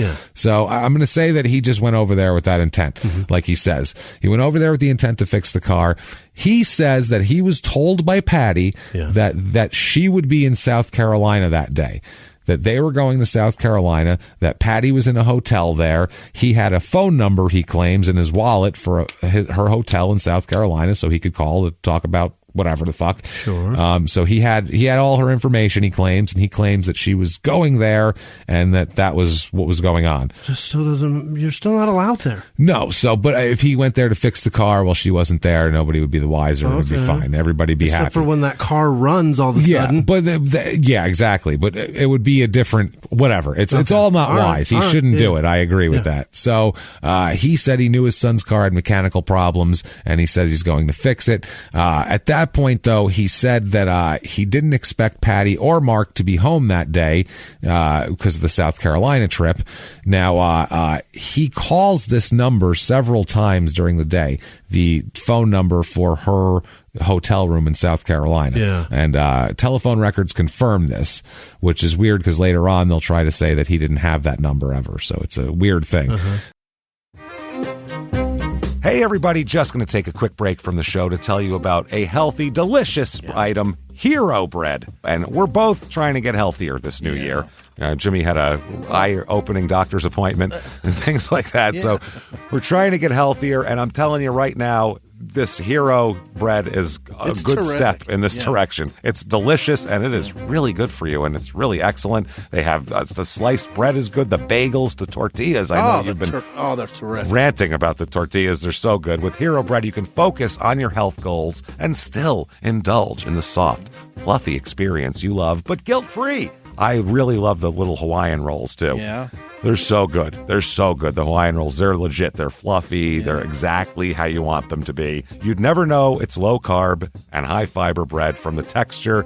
You get the soft, fluffy experience you know and love with your savory breakfast sandwich, late-night grilled cheese, Taco Tuesday. Do it. No compromises, just flavor, ultra-low net carbs, 0 grams of sugar, high in fiber. It's fantastic. Hero Bread is offering 10% off your order. Go to hero.co and use the code SmallTownMurder at checkout. That's SmallTownMurder at HERO.co. And now back to the show. Hey, everybody, just going to take a quick break from the show and tell you all sorts of good stuff about Chime. That's what I'm talking about. There's so many extra fees you have to pay in life. Everything. You go to the airline, there's an extra ticket on that. There's extra fee on your, fees, hotels, fees, all this type of stuff. We're trying to make progress, and the next thing you know, here comes another fee coming at you, and it's more money than you expected, and your whole math is thrown off, and it's awful. Learn more at chime.com/smalltownmurder.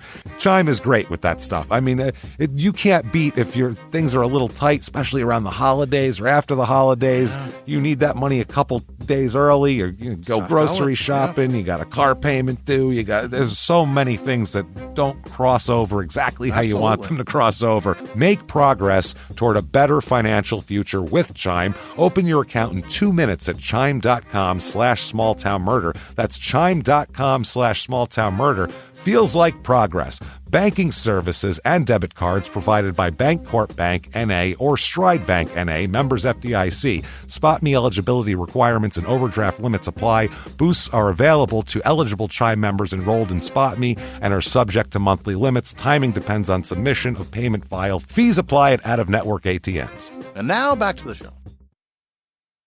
So he called that number several times during the day.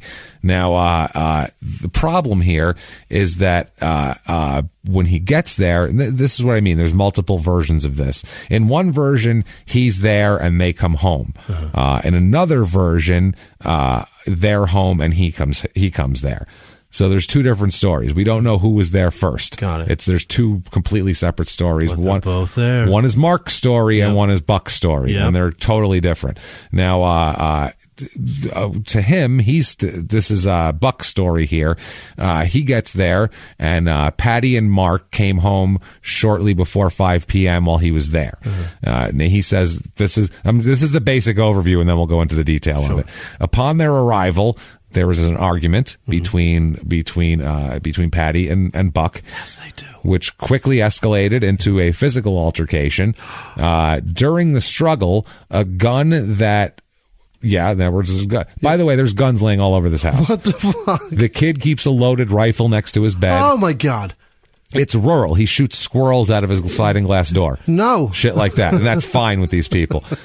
His mom's got a gun that she keeps. He's got a gun that they carry. Everybody's got guns carrying around. I don't understand. But everyone's got guns. Listen, my kids own guns, and they will never see them unless we're somewhere where they can shoot them. Well, this one's on the kitchen table. This is fucking crazy. It's a 15-year-old kid with guns everywhere, and that's fine with these people. So that's whatever. That's a regional... That's kind of regional. You know, my kids don't own guns. I own guns. I was going to say, I don't think they're allowed to shoot specific guns themselves. When you're with them. Well, right. They're allowed to see them when we're out somewhere where they can express written permission. Right. Bud Selig. Everybody else. Bud Selig baseball? No, not anymore. He was. Was he? Yeah. Okay, yeah. Yeah, he was. But in 91 he was. Complete pile of shit. Yes. And I think it was Giamatti at this point. Was it? Or did he die and then it was... I'm not sure. It wasn't Selig quite yet, or he might have just got But there. Selig was baseball. He was, yeah. He's the owner of the Brewers and commissioner of baseball. While we were talking, I saw the face of that little shit from the NBA, and I was like, "Is that Bud Selig?" No. David Stern. No. Boom, nailed it. David Stern. Yeah, Yahtzee. Different guy. Completely different guy. One's good at their job. And we miss him terribly. Yeah, and Bud Selig not this so new good. guy is a douche. Nah, but it's Silver. It's not good. Yeah, it's better than with baseball. The shit never. Isn't that hilarious? His name is Silver. Yeah, his name is fucking Silver as they come, baby. That's what all that Wikipedia scrubbing is. Basketball players with their criminal records scrubbed off their Wikipedias. Like, come on, man. So anyway, they end up coming home. During the struggle, there's a gun which Buck had taken from his car, and somehow during all this, we'll just say the gun ends up being discharged twice. Okay. Gun ends up being shot twice. First shot goes into a floor into the house, and the second shot goes into Patty's head. Oh boy! And kills her. So that is the two shots. No more fighting. Patty ends up dead in the front yard. God damn out of this. This in the front yard. In the front yard. This is all going down. Yeah. This is some. That's pretty far from the floor. This is a shot that shot like through into the house and into the floor. Oh, okay. Yeah, it was it was from outside. From outside. Wow. Into there. Okay. So, and another one was into her head. Mm-hmm. William ended up turning himself into the police, or William. Buck. I said Buck. Buck. Jesus. God damn it! Don't Buck, you dare. No, his name isn't William anyway. It's Wallace. So it doesn't even fucking matter. Wallace Marvin Fugate III. Buck. That's right. Buck turns himself into the police and gives a statement just explaining that the gun discharged accidentally, as he was trying to get Patty into her van so that they could go to the sheriff's office. She came home. 2 shots accidentally. Yeah, he says she came home. Yeah. They started fighting. He said as soon as she got home and she freaked out, he said, "Let's go to the sheriff's office." Mm-hmm. He said, "Let's go get in your van, take me to the sheriff's office." Then he goes, "I'll go turn myself in right now." He goes, "I don't want to deal with it." He's saying in his story, that he wanted to go to the sheriff's office so that there would be no, confusion or no anything. And he explained the whole thing. But he was trying to force her into her van to go to the sheriff's office when she didn't. So that's a weird, it's super, if someone has a gun and they're like, "Turn me in, take me to the fucking sheriff's office, I'll grab you and throw you in here." It's like, this is weird. Do you want me to turn you in or not, or what's happening here? His story, he's admitting to aggravated fucking kidnapping. Oh yeah, to try at gunpoint. Right. That's the aggravator. Or with a gun. That's going to aggravate pretty good. And aggravate the shit out of this thing. That's smart. So that's his story of the whole thing. Okay, now the details of it here. First of all, we'll do the autopsy. I have an autopsy report, which, Jesus Christ, those are gross when they're detailed. They said there was blood, dried blood all over the face that came from her nose. They said this was from Mark sitting her up and trying to help her. Blood came out of her nose. Son. Yeah, the son here. A gunshot wound is present in the central portion of her forehead, just to the right of the midline there. On the right side of the forehead above the eyebrow, there's a contusion measuring 2 inches in length. The upper portion of the contusion, it's a bullet wound, is what they're describing here. Damn good accidental shot. Yeah. The left eye is artificial and consists of an eye cap, which is strange here. She had a full glass eye. The underlying globe is the left orbit is present but severely contracted. It was surgically removed. She had a glass eye from an accident when she was very young. So she's had a glass eye since she was a young girl. The right eye contains a contact lens, and the other one shouldn't have great vision either. There's no marks of like strangulation in her eyes. What are they? Petechiae marks? Yeah. None of those. Nasal bones and facial bones are intact. I said, yeah, like I know. It's what you get from a suffocation or a lack of oxygen. I've seen the dots, but you saying they're called this, right? Yeah, They're like, fuck yeah, they are. Absolutely. Shit, yeah. Fuck yeah, bro. Why are you acting like I don't know? So that's amazing. Small contusion is present underneath her right eye. Also, the neck shows a rectangular abrasion underneath the chin, about 1/4 of an inch at its greatest dimension. Otherwise, the neck is free of acute injury or other abnormalities.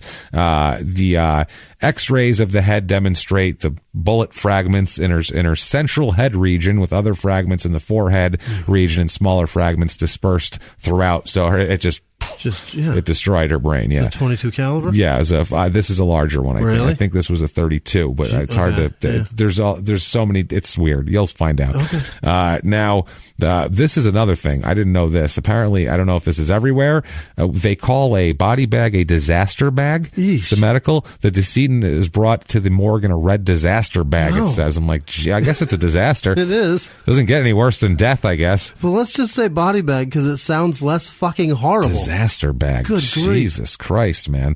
Then they talk about a lot. They also talk about no jewelry on the body, but then they say no jewelry on the body in the autopsy. But then there's also a ring that it's weird. There's a ring that they think that Wallace they accuse Buck of throwing into the lake, but then also it's in exhibit photos at some point. There's some confusion with what happened to this ring. Also, they noticed some dirt and mud on the ass of her jeans, like she was sitting on the ground, which makes sense because she was, all that sort of thing.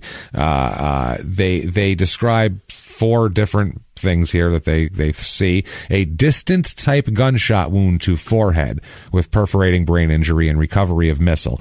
Distant type. This is not point blank. There's no gun. There's no powder burns on her. This is not point blank. Just you got to keep that in mind. Blunt force injuries to forehead and occipital region, and bruises to upper extremities, and surgically absent uterus. I don't know what that's relevant with in here. He didn't take it. No, unless they're accusing Buck of taking it with him. I don't know what that is, how that's relevant, but whatever.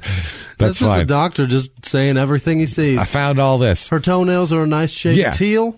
They actually do. There's actually detailing of her nails. 100%. She has lavender, and she has 2 nails that are painted differently than the other 2. They have there's a whole fucking thing on her nails. How about this? Yeah, it's very, very interesting. I kind of skipped over it because it's really not necessary here. Now, Mark is the important one here. He's a living witness. Yeah, and he's their son. So you would hope that he would tell the truth about everything. Lost his mom. He lost his mom and everything else. He has 5 different statements to the if they take different statements over time, everyone is different. And then his testimony is even different than that. Oh, boy. Mark, he's a 15-year-old kid. Yeah. And all that sort of thing. And we're not sure what happened here. Yeah. But it's a possible, we don't know. But we'll talk about his statement for a second. In his statement, he says that he ran to the back of the van and peeked when he saw them struggling. Ran to the back of the van, peeked around, and heard a shot. He said, I saw my mother's head hit the ground. I could not tell if he held her by the back or not. He had his back to me. He was holding her by the back. He was holding her by the head of the hair. He was holding her by the head of the hair. I don't know what. Holding her by her hair is what he's saying. But then he said that the father's back was to him, so he couldn't see it. So it's very weird. They said at 4 p.m., I'll give you the quote. At 4 p.m., me and my mother left work at Hallman's. We drove to Rabbit Skip Road and Mrs. Battlesmith's house. We have some horses down there, and we went to feed them. And apparently, They didn't have horses in that area, so they're later on the defense pokes holes in that part of the story. Oh my God. He said, we stayed there approximately 45 minutes to an hour. When we pulled into the yard, my red Mustang was backed out of the garage. Now, the hood was up and a new battery was in. There's also there's a bunch of, I could go for 2 hours about whether he bought a battery that fucking day or not. I swear to God.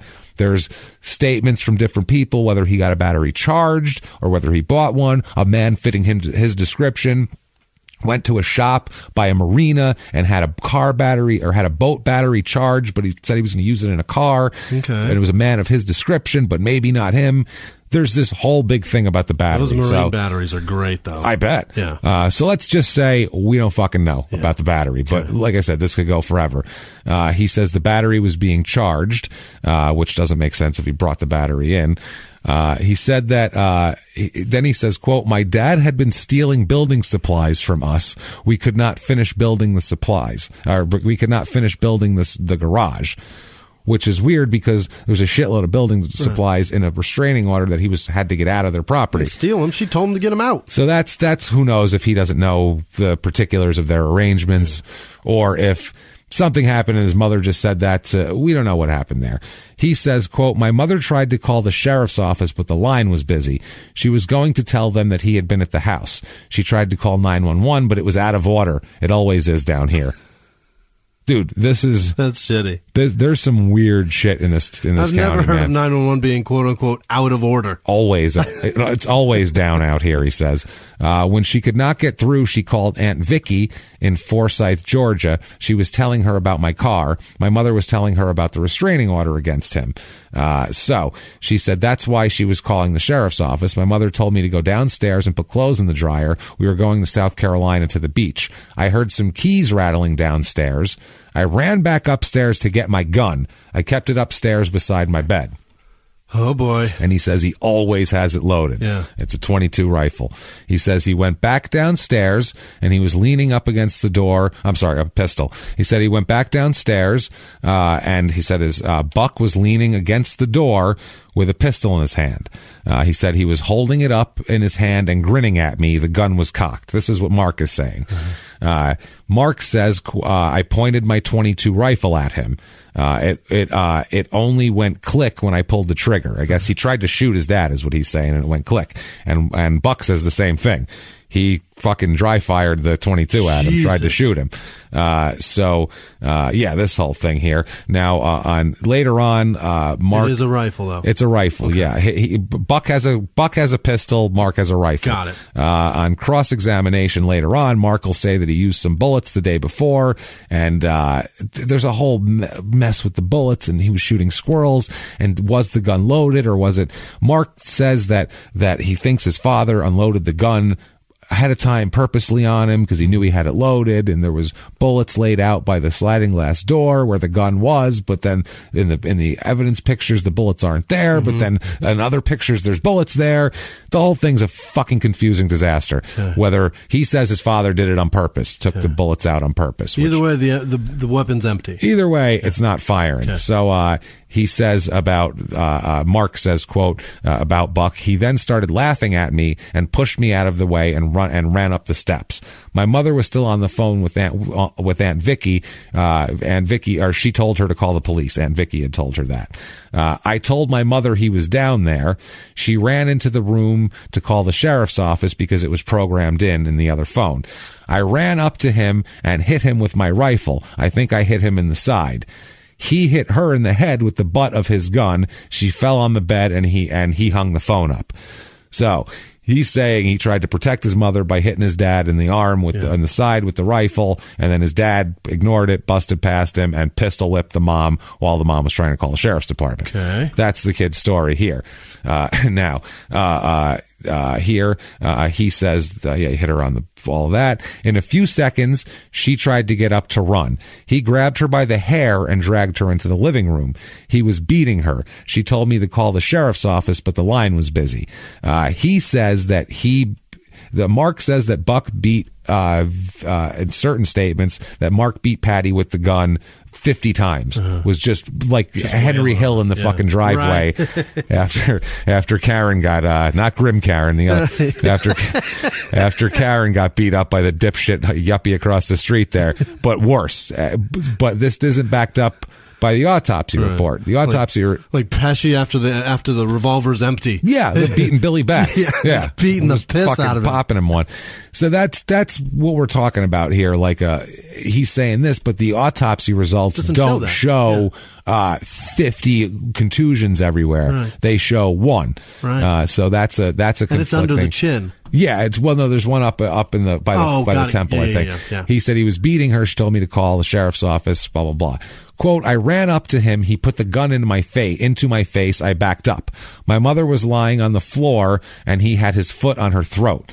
Mark said that Patty was holding on to the stair rail leading to his bedroom before that. So then he says, I heard his gun go off. I thought he shot her. That is the floor shot. Yep. That's at that point. I don't know if he was acting like he was going to shoot her and shot next to her or whatever the fuck it was. I thought he shot her. Then he says, Mark says, quote, she started calling my name. He grabbed her by the hair again and he was pulling her outside. He pulled her outside, still hitting her with the butt of the gun. He was trying to get her into the van. He kept on hitting her with the butt of the gun. And later on, he'll testify that it was 50 plus times in the head and chest with the butt of the gun, which would show up all over the autopsy. You can fucking murder somebody with just pistol whipping. Oh, absolutely. Easy. Fucking crack their skull. So heavy. Super easy. And he just repeatedly beat, but she's still conscious and everything else. Yeah. And fighting back is his story. Buck's a pussy. Yeah, Buck, this is not a good thing here. Doesn't look good, Buck. No, they said that she had, autopsy reports said that she had a 1-inch zigzag cut, which did not match the butt of a gun. She also had a 2-inch bruise on her forehead, which was caused by falling and not from the butt of the gun. So we don't know here.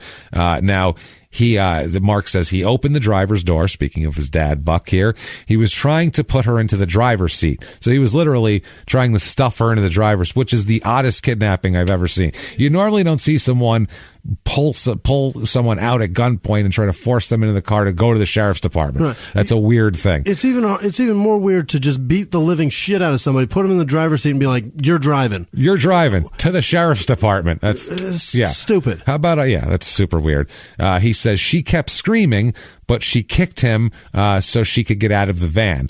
When she did, she sat on the ground. She put her hands over her head to protect herself. And he says, I ran over to the garage. I started throwing stuff in the driveway so he could not leave. So Mark was trying to keep him there. I think you'd want him to leave at this point. So, but I mean, who knows? In a panic, you just, keep him there for the cops. I don't know. He said, Mother started calling me several times. I ran to the back of the van. I peeked around. I heard a shot. I saw my mother's head hit the ground. I could not tell if he held her head back or not. That's what I said before. He had his back to me. He was holding her by the head of the hair, which I think he meant hair of the head. It's probably a very, very Southern phrase. Yeah. Someone's going to go, that's a normal phrase down there. We're going to get tweets about that. After he shot her, he just turned around and smiled at me. He jumped in the van and put it in reverse and left. I sat on the ground holding my mother's hand. I looked back as he was leaving. I think he said, I'll get you or I'll be back. And he was waving his gun. Yeah. So that's what he says. That's Mark's story. He says, I felt for her pulse. I could not find one, and she was not breathing. I walked into the house to get some extra bullets for my gun. I could not find any. I was going to take my life so I could be with my mother. That's what he says. Then he says, I thought I'd better not. Somebody needed to put him away, talking about his father. He says, I called the number to the sheriff's office, I thought. Some man on the other end told me the number. He told me to hang up and hurry up and call. So he called the wrong number, and the guy was like, I'm not the sheriff, but here's the number to the sheriff's department. You should probably call them, considering what you're telling me. Because I'm sure he didn't got on the phone. He wasn't just like, yellow. Yeah, no, is this who I talked to about a thing? No, he was probably like, my mom's in the fucking yard and she shot and blah, blah, blah. So he was probably But the guy on the other end was like, down. yellow. Yeah, yellow, whoa. This is not how the sheriff answers the phone, son. He's like, Johnny's Concrete. Right. What the fuck? The hell are you talking about? So, Masterson's bait shop. Yeah, I don't understand at all. So there's different things here with the sheriff department. There's bunch of calls on the phone record, 533 to 534. There's that 1 minute call. There's a call to the sheriff's department that lasts 12 minutes. There's one that lasts 1 minute. There's all sorts of weird things. He says, I then called the sheriff's office and told them my mother had been shot. I kept giving my address over and over again. I took the portable phone outside and just sat with my mother until a deputy arrived. And that's the end of his statement. So that's his statement. That's his initial statement. That's the night of this whole thing. That's what he tells police. Okay. And it definitely changes later on. Well, yeah, because that story doesn't make any fucking sense. It's a weird story. Now, we have Buck's version now. Now, Buck says, well, I ran back into the house. I said, well, I could go down and he said he was there and they came home. And he was like, shit, what do I do? They're home. I thought they weren't going to be here. She's going to be pissed at me. I'm going to end up getting arrested over this. So he says, well, I ran back into the house. I said, well, I could go down in the basement and I could go out the basement and I could go across my neighbor's yard without being seen. And so I went into the house, went down the steps and went to the basement door. At this time, I could hear them coming in the house. He says, and I couldn't get out that door that quick enough because she had put a number of locks on the door and I couldn't, get them undone and out of the house. And I thought to myself, well, maybe they just forgot something and was going to run back and leave again. So I went into the bathroom that was downstairs in the basement and I stood there in the dark, which was which there is only one window in the basement and the complete house was dark. And I heard them upstairs and then I heard Mark come running down the steps. Well, when he did, he flipped on the light and that was in the game room. And he told me what he said is, I know you're there. Come out. I've got a gun. That's what Mark told him as he was in there. He said, now Buck continues, well, I didn't move. I didn't say nothing. I just stood there because I knew he didn't know I was in the house. And he's like, yeah, he doesn't know where I am for real. He's just saying that shit.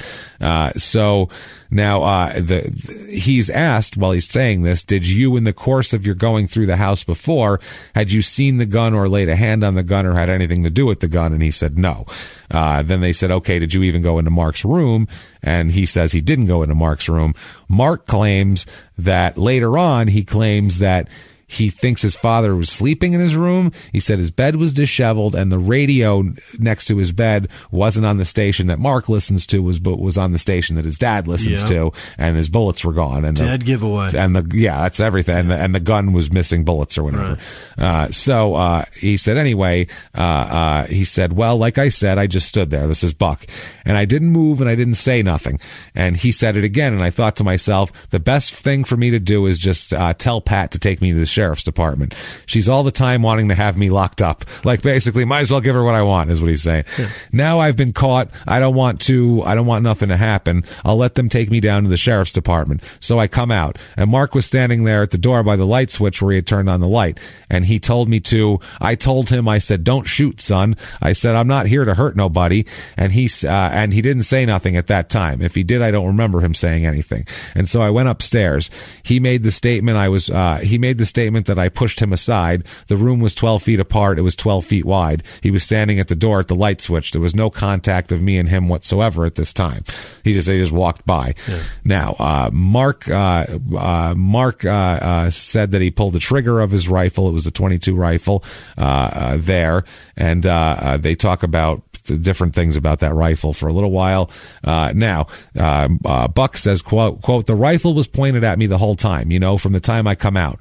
The game room is over here and there's a bedroom here and the bathroom is beside the bedroom, which is the wall divides the game room and all. Okay. Yeah. And I had come out of the bathroom and into the bedroom, out of the bedroom into the game room, and from the game room taking a few steps to go upstairs. I think I'm getting the layout here. And so on. From that period, he did in fact have the rifle pointed. He said, yes, he did here. So he says that he went upstairs and Pat was on the phone. He said she was in the bedroom on the phone. He says, I walked into the bedroom and she was talking to somebody. I don't know who she was talking to. I later found out she was talking to Vicky, which is her sister. sister. I walked over there. I mashed the receiver on the telephone. I said, would you take me to the sheriff's department? You know you could have me locked up. And at this time, she looked down at my hand, which had the pistol in my hand, which I had the pistol in my hand, but I didn't have it pointed at nobody because I know how dangerous a gun can be. Why do you have it out? Don't have it out. Put in your belt loop and put your fucking shirt over. His kid's got a gun on him. Let's escalate the situation. Jesus. Yeah, he says, well, she was sitting up in the bed, with her legs folded, Indian style, I guess you'd call it. And when she looked at my hand, I looked at it because I didn't realize I had the gun in my hand. When you have a gun in your hand. I've never not known that. I've never entered a conversation and been like, would you look at that? I've got my gun out. I've done that with my keys before. Like, where's my key? Oh, they're in my hand. I've done that, but that's not a gun. I'm pretty... You know what I'm saying? People do that with their glasses. Yeah. Oh, they're right here on my head or something. God, yeah. They're hanging from my shirt or whatever the fuck. I used to watch my grandmother do that while they were hanging from a chain around her neck, and she'd look for them. She's going, I wish I could, if I had my glasses, I could find my glasses. Do I need to weld them to your fucking eyes? Is that the only way you won't lose them? And then they were heavy as fuck, too. Yeah, Jesus Christ. So, he says that he didn't realize he had the gun in her hand. He says, and I told her, I said, don't worry, I ain't here to hurt nobody. I'll put this thing away. All I want you to do is take me to the sheriff's department. And so I started backing up from her because, I was right there beside her and I didn't want her to be afraid of me because, I wouldn't hurt her in any kind of way. But I didn't want her to get scared. But I didn't want her to get scared of me, and so I backed up to the foot of the bed, and I took this hand, and I took the pistol, and I was shoving it in my back pocket at the time. Okay. Now he says I was standing there. I took my left hand and I stuck it in my pocket. You know how tight jeans can be, and I had to pull it open. I took this hand and started sticking my pistol in my back pocket like this. So he's got some tight jeans. Yeah. He's showing off his ass here, and he's trying to stuff the pistol. Jam a pistol into tight jeans. Yeah. Now he says, at that moment, she jumped over the bed and she hit me, just butted me with her head, which is that's a vicious, interesting, and it would describe the wound on the head there. But I mean, who knows if that's true? That could also be he hit her in the head. So who knows? That is a fascinating first blow. A headbutt? Yeah. Who does that? I've never met a woman whose first move is fucking forehead into Only yours. Like giant, like bear men do that. Like, I don't mean bear like a hairy gay dude. I mean bear like dudes that are gigantic, like big bikers who like to maul people. Because it's funny that that's their first move. They're like, what are you going to do now, bitch? Yeah, I don't even need fists. I could do this shit if I was just a torso. I could kick your ass. She fights like a fucking dude in a bare knuckle match. So he says, without saying anything, I was caught completely off guard, and it knocked me up against the door, which is the door swings inside the bedroom. He talks very Southern, by the way.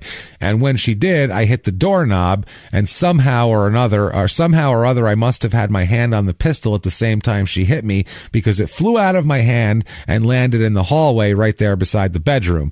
And we both fell on the floor. Well, we both instantly looked for the pistol, and she had seen it about the same time I did. You can see the movie thing here that both their eyes meet, the pistol's on the floor. We've all seen this scene 100 times in the fucking movie. He said, and she grabbed for it. When she did, I grabbed both her hands. I grabbed both her hands just like that, and I asked her, what in the hell are you trying to do? And I said, you ain't getting that pistol. There ain't no damn way. And then after I grabbed her hands, I shoved her back out of the way, and I grabbed my pistol. It was in my left hand at this time. By the time I got to my feet, she was already on her feet too, and she just started beating on me, scratching me, and I was backing down the hallway. When we got to the living room, Mark was standing by the kitchen refrigerator. He had the gun in his hand, and he had pointed it at us. And I hollered at him to put that damn gun down before somebody gets hurt while he's got a gun in his hand. Right. And he never did put it down. And I backed to the steps that was leading up to Mark's room, which was the one in the living room there. And I told Pat, what in the hell's going on? I said, what in the hell do you want? I said, I ain't going to hurt you. I said, just take me to the sheriff's department. And Pat told Mark, shoot him. So he's saying that Pat told him to shoot him. She said something else, but I won't repeat it in the courtroom. I'd love to know what that is. Oh, yeah. Jesus. She called him some southern cocksucker. Oh, man, I'd love to hear it. And if I was the judge, I would have said, no. Right now, sir. Now. Bailiff nightstick right next to this fucking guy's head. You're in contempt if you don't Until say you it. repeat it. It's the C word, isn't it? Say it. Say it. So he said, and I told Mark again, I hollered at him to put that gun down. About at that instant, I heard a shot, and me and Pat both froze at that split second. I looked down at me, and I looked at Pat because I thought Mark had shot the gun, but then I realized it was my gun in my hand that went off. You didn't notice? You didn't feel the kick of a fucking any gun has a kick. You feel it. Fucking cap guns have a kick that you feel like you'd notice if you shot it. You feel it all the way up your shoulder, sir. Well, not only that, the sound coming from there is different from the sound. Right. It's right there. It's a pop, and you feel it on a wave. That it's ear a wave. rings. Yeah, exactly. There Which you go. ear's ringing, sir? That one, exactly. So he said, I realized it was my gun, and Pat had grabbed the gun that was in my hand. He said it was still in his hand, and he said I had it. I never did point the gun at nobody. You know, I always kept that gun away from us at all times. And when she told Mark to shoot me again, I grabbed her shoulder and I spun her around, and she was facing Mark. He put her in front of him. Go ahead and shoot, motherfucker. Yeah, wow, this is crazy. Because at this time, with the look in his eyes, he was scared to death, and so was I, and Pat was too. I guess, I don't know. But at this time, I grabbed her and I spun her around and put my arms around her, across her chest, underneath her arms, where I could keep her from hitting me. You're fucking full Nelson. Just like a straitjacket thing. All right. Pinned her arms down. I thought you meant under her arms, over the neck. Yeah, just a whole. Got her in the. Got her in the camel clutch over here. The cobra clutch, sorry, was the Sergeant Slaughter one there. Camel clutch would be on the ground. Lots of wrestling. Camel clutch is like a pile driver. No, it's the guy's laying on the ground. You're pulling his chin. Oh, his back. That's right. It's a good one. So, very defensible, but whatever. He says, and I said, Mark, you ain't going to shoot me with your mama standing here. Okay. True. I know you ain't gonna hurt. You ain't going to hurt your mama either. And she tries to kick and scratch, and she couldn't get to me. But she was reaching over her head, trying to get me, but she couldn't scratch me no more.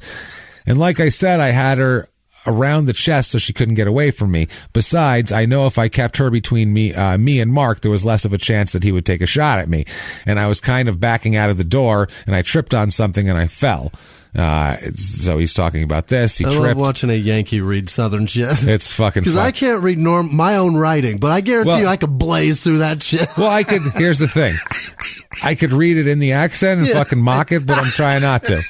I try to read serious shit serious, and then when we do when I'm making fun of the guy, then he's going to be a redneck. I can blaze through. When he's here, I could go. And here he said, I tripped over something. I don't know what it was, but there was all kind of debris on the porch, and there was just barely enough room to walk through that area. And as I was falling, I let go of Pat, but it was too late then, and she was falling with me and she kind of halfway turned before we hit. And most of her body was on top of me when her head hit the floor. And at this time, the gun went out of my hand again because it was in my left hand, and it went behind us toward the outside door. And she seen it about that same time, and I did it, and she tried to get it. That's exactly what he said. Much better. See? If you read it like that, throw that incestuous shit in your throat, and you're better. It works, yeah. See? He said he wouldn't let her get to the pistol, and she kept hitting and kicking, and I tried to get up, and we kept kicking and we kept getting up and falling down because she was so determined to get that pistol, and I was determined to keep her from getting it because I knowed because I knowed if she had got the pistol, she would have killed me. Unbelievable. At least he didn't say killed it. Yeah. So in a court, he said knowed. He knowed. He said, eventually I got the pistol and I grabbed it with my right hand, and I know more than grabbed, and she was on top of me again, and I was still, we were getting near the door, and I was trying to get her outside, and when we finally got outside and we were standing there, we were right beside the van, the van was parked right there at the door. Explain that. Well, I was trying to back out of the door, and she was still trying to get the pistol away from me. And so he says, we opened the door, which is odd. I don't know how that happened. Yeah, he says, I said, who opened the door? And he goes, we, sir. I don't know if that's an answer. I'm not sure. We both did it. And then they said, well, who opened the door? And he said the van door was open. So someone opened it. Somehow we got it together. Anyway, yeah, he said, and we were scuffling there, and we had both fell to the ground again. And when we did, I put my knee in her stomach, and I grabbed her hands with my left hand, which was my free hand, and in the other hand, I had the pistol in it, and I put it on her legs.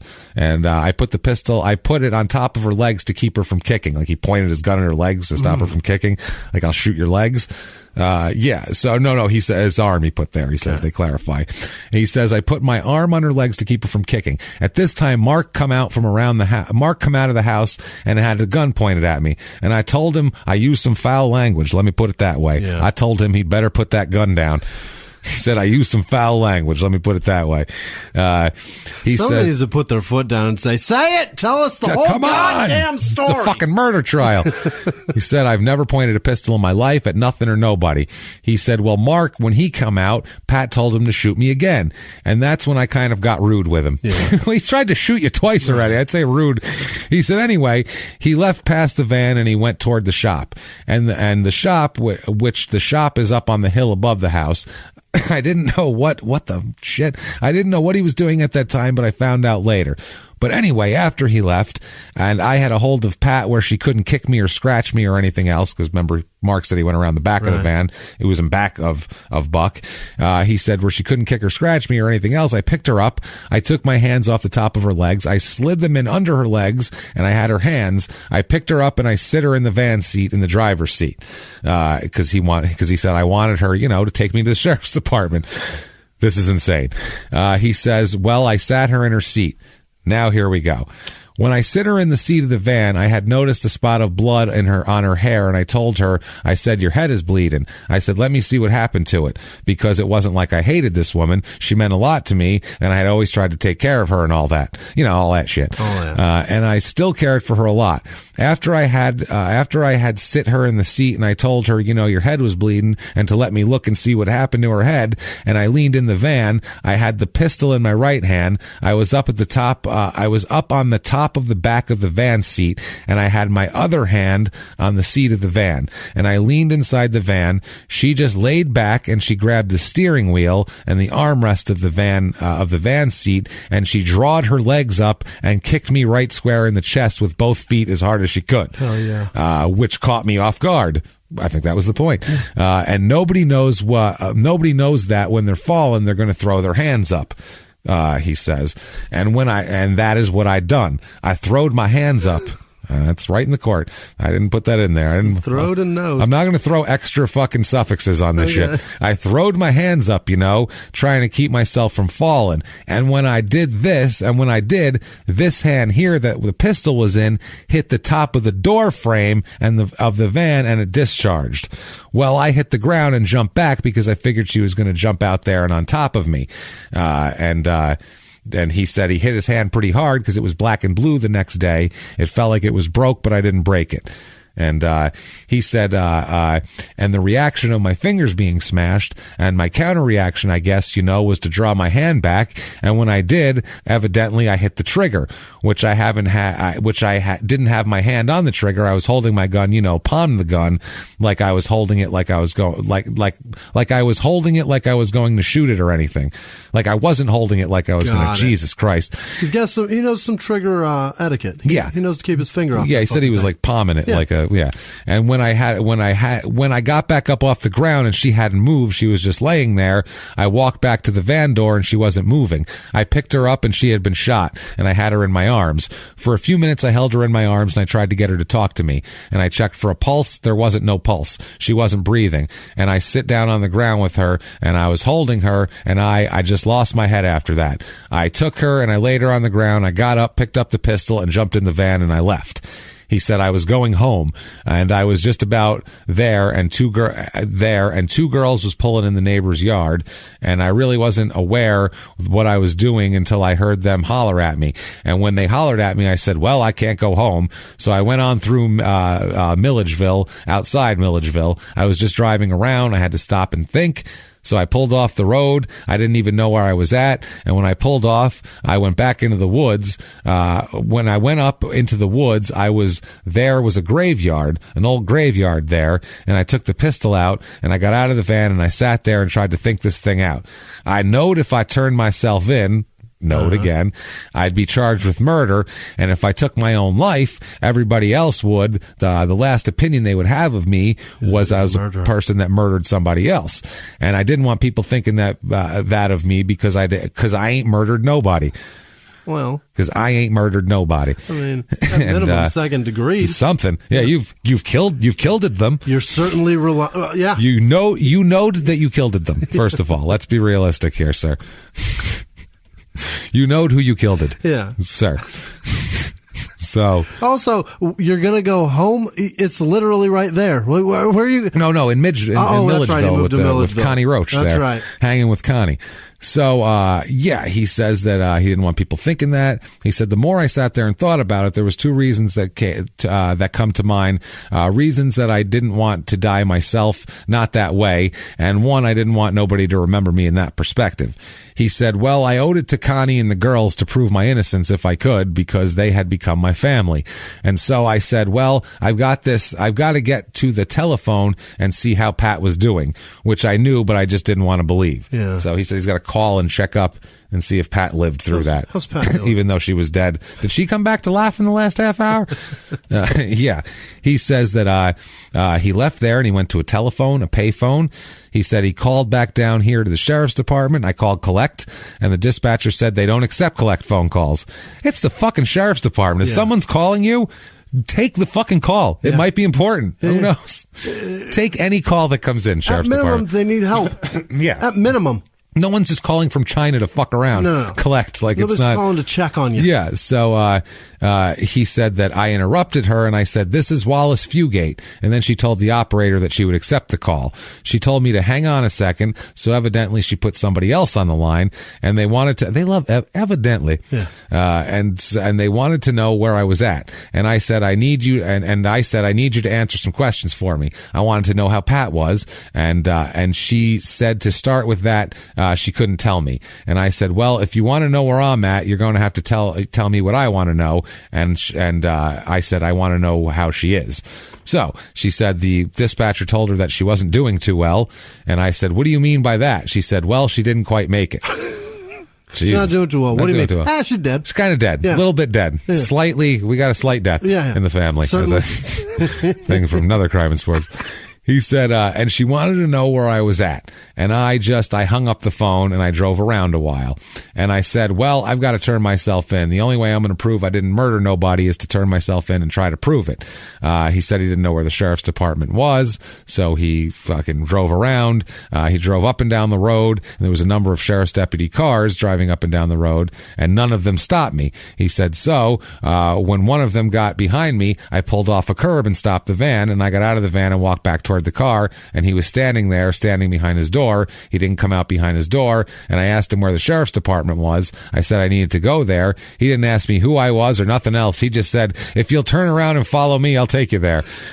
I said, fine, right behind you. And so we turned around and he drove to the sheriff's department. So the sheriff didn't even ask any questions. Just where you need to go. Yeah, just come on down here. Back to the station? Come on now. Here we go. Now here's the trial. The trial comes around. Okay. It is a 2-day trial, which I don't know how all this shit is going down in 2 days. Speedy, yeah. Mark testifies, obviously. At trial, Mark testifies that when Buck saw Patty on the phone, he, quote, grabbed her and started beating her with the butt of his gun. And Mark said he hit Buck in the back with his gun. The same story.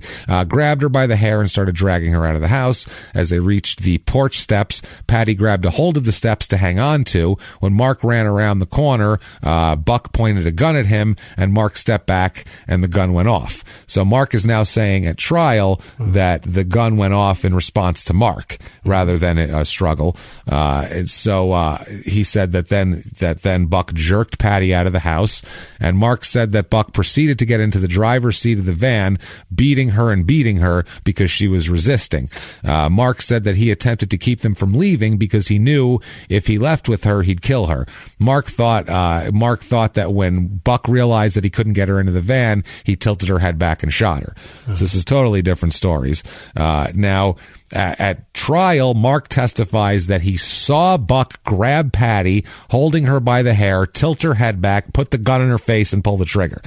That's his trial testimony. Okay. Now, we know that he couldn't be, right. He has to be at least a couple feet away, at least a distance of your arms away. He couldn't have been holding her with one in a strong enough position to hold her in place and shoot her with the other and not leave any kind of powder. Also, you wouldn't do that anyway, because what if it comes through the head into your fucking hand? That's the other thing, into your arm or something like that. It's a very odd thing to do. Yeah. You never see a mob hit in a show where that's, if they might hold the top and shoot from the back, but the front is a weird thing because you'd have it's too hard. You got you exposed, man.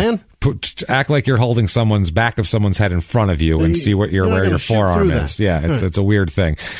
He said that he saw Buck grab Patty, holding her by the hair, tilt her head back, put the gun in her face, and pull the trigger. Now, on cross-examination, they asked him, "You saw your mother get hit in the face by the bullet?" And he said, "I did not see the bullet hit her face because I blinked my eyes at that moment when he pulled the trigger." So that's what he says. So that's his it's a weirdly different thing here. Like we said earlier, no powder burns on Patty. Science says it was a distance shot. So now this doesn't say whether it was on purpose or not, but it didn't happen like that, right? And we know that. But this is a thing where a lot of people seem to think that that Mark was told, "Look, you got to help us here. This is your mom," and they gassed him up and tried to kind of mold his story to what they needed to be for a premeditated murder, because they're trying to prove premeditated murder here at this trial. Slow down, Georgia. They're trying to prove premeditated first-degree murder. Death penalty is on the table in this trial. Okay, so this is no joke. This is these details count. So this big man, time. The state's trying to prove this man came over to fix a car, and then in the middle of it was like, you know what? I brought my gun. I should probably just kill this bitch. They're trying to prove that he came over not to fix the car, but with the intent. Really? The car is secondary. So he just set up the car. He set up the car. He went in his son's room. He set all that up. Took the bullets out of his gun. Made sure the son couldn't shoot it. Like, he set up this whole scenario. Is what their thing is. That is nutty as fuck. And then cold-bloodedly held her by the hair and shot her in the face like some kind of fucking mafia hitman. Okay. So that's a guy that says node. A guy that says node. And fucking mastermind. Yeah, and it's possible, but I mean, he doesn't have a criminal record or anything like that, too. He's been he's a construction guy. He's not, anything. Now, not anything, like hasn't been a master criminal his whole life or anything like that. Now, Buck has to testify in his own behalf, because you have to at this point. Your only thing is, I was an accident. I didn't know I did that. That's your defense. The "I didn't know" defense needs to be... Now, he testifies that once he was in Patty's house, that he called the hotel room number that Patty had given him to confirm that she was out of state but didn't reach her. He said that he called the hotel a few times but hung up after hearing Patty's boyfriend's voice because he believed that she was up there with him. So he was like, good enough for me. And the telephone records do support that he called the hotel room multiple times. During the afternoon here, he said he made a number of calls from the residents to the hotel, like I said, backed up. He says that Patty was seated in the van. He said, I leaned in the van, had my pistol in the right hand, like we said. The whole thing here, he got kicked, threw his hands up. He said it felt like it was broken, his hand, because it hit the top of the door frame so hard. Discharged it, that whole deal here. Now, one weird thing is, while he is in the trial, fucking Buck asks for permission to hold the gun, to squeeze the trigger, and comments, it's very easy to do. Like, see how easy the trigger pull. Okay, the one thing you don't want to do in a murder trial is put the murder weapon in the hand of the guy who's on trial. In front of the whole fucking jury? You don't want the jury to go, oh, that's what it looks like when he's holding a gun. And yeah, I could see that. That makes them Is that what it looks like when he murders people? That's why they always try to do that. Every time a defendant testifies, they always try to put the murder weapon in their hand to show what it looks like so you can imagine it in your head. Because if you can get a visual, that's it. That's not a doubt. If they got OJ on the stand holding a fucking knife, he would have been done. Yeah. Period. They would have went, oh shit, that looks terrifying. It's just how they do. That's why people don't testify, because shit like that happens. They put murder weapons in your hand. They ask you things they know you don't have answers to. So this guy, he takes it upon himself to do it. And he goes, look, see, click, click, click, look how easy it is. It's a hairpin. And later on, they talk about too, that model gun. There was certain guns of that model and brand. It's a Taurus, that were recalled for faulty firing mechanisms and shit like that. Really? And they have a firearms expert that talks about, later on, years later, that talks about how this particular gun is known as an easy pull and it's too light on the trigger and blah, blah, blah. So he's saying that. During cross-examination, the prosecutor compared Buck's testimony to everybody else's, and he says to him, he asked Buck whether he had, quote, told the jury up here you were lying to them and that you lied this morning, didn't you? When the prosecutor asked what happened to the note from Patty that had the telephone number on it, they get into a big argument about. He says that he didn't have it because it was in the clothes that he said he had it in his wallet, and he made the phone call and he stuck it in his shirt pocket. When he was arrested, they took his clothes and he hasn't seen it since. Okay. That's what he's claiming. He said if it had, he talked about Patty's boyfriend and all that sort of thing. There was a pad next to the table. Connie gets on the stand here. Connie testifies that the jail personnel gave her some of the clothes that Buck was wearing at the time of his arrest, but neither the flannel shirt nor the note from Patty was returned in the clothes. So his shirt wasn't returned. She said she had not found the note despite Buck's request that she look for it, but confirmed that she was with Buck when he got the note from Patty and that it contained the hotel name. So I don't understand why they're having all this thought. He called the hotel multiple times. Just look at the phone records. He knows the number. He knew the number, period. Doesn't matter where or when or how. So Buck explained how the gun went off the second time, and the prosecutor commented on cross, quote, you could sell the Golden Gate Bridge.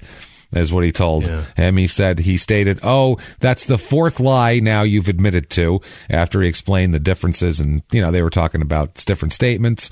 Mr. Fugate, you made a statement that the minute you told them that you didn't want to talk to them anymore, that you wanted an attorney, they shut up and let you alone.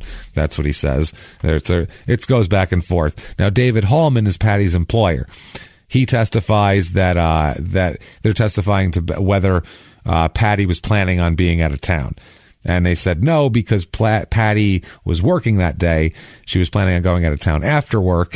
And he said that she could have gone out of town.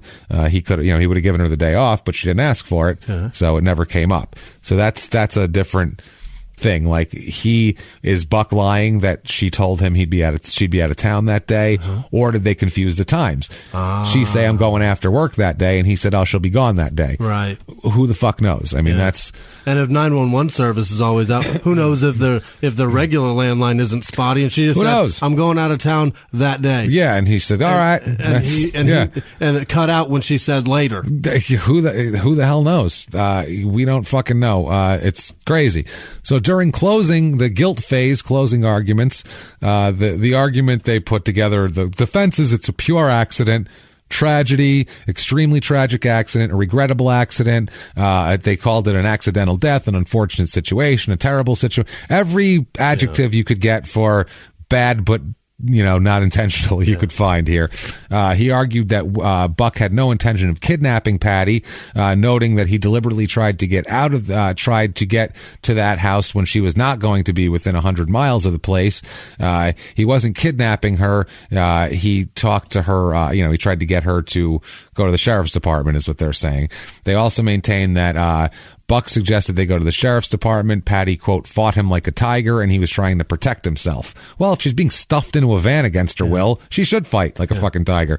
Now, the prosecutor argued that there was no note, commented that Buck was supposed to have had on a T-shirt, a flannel shirt, and a jacket. He maintained that Buck had gotten the telephone number from the table near the telephone in Patty's home. They're saying that the number was written down on a pad next to the thing, and Buck saying there was no pad next to the table. I had a note that she gave me. Okay. So they're trying to say like he was stalking her at the hotel, which kind of doesn't make a lot of sense. Now, April 29th, 1992, 2 days of trial. There's a verdict here. The jury deliberates for less than an hour. That's fast. That's fast. In this muddy shit? To try to decide whether it's premeditated or not. They take less than an hour to decide. We've just taken 2 hours, and I have no fucking idea still. So I don't know how they took an hour. And in less than 1 hour, they convict him of premeditated murder. Wow. Premeditated. They find him guilty of murder, burglary, kidnapping with bodily injury, aggravated assault, and theft by taking. So holy shit. That's the bad one. I feel terrible for Patty, but this is fucked up. You want it to be a little more fucked up? I And do. this is all this is not to disrespect Patty at all or anything that Patty's done, but there's a certain level of justice system that we need to have. Right. To me, that makes Patty that's more respectful to Patty. Yeah. To do it right. To do it right. Yeah, that's more respectful to Patty. The verdicts are read at 3:45 p.m. Okay. The penalty phase begins immediately. 3:46. Let's go. Guilty, sit down. Okay, let's find out what sentence you're getting right now. Not 2 weeks, let's prepare. You go get your mitigating people, this and that. This is right now we're doing this shit. Neither parties object to this, by the way. Wow. How do you not object to that if you're an attorney? Hey, let's take a step back. Let's calm down. Can we breathe and process the reality of what the fuck just happened? And then we can, let me try to get a defense mitigation up here. Nobody requested a continuance, nothing.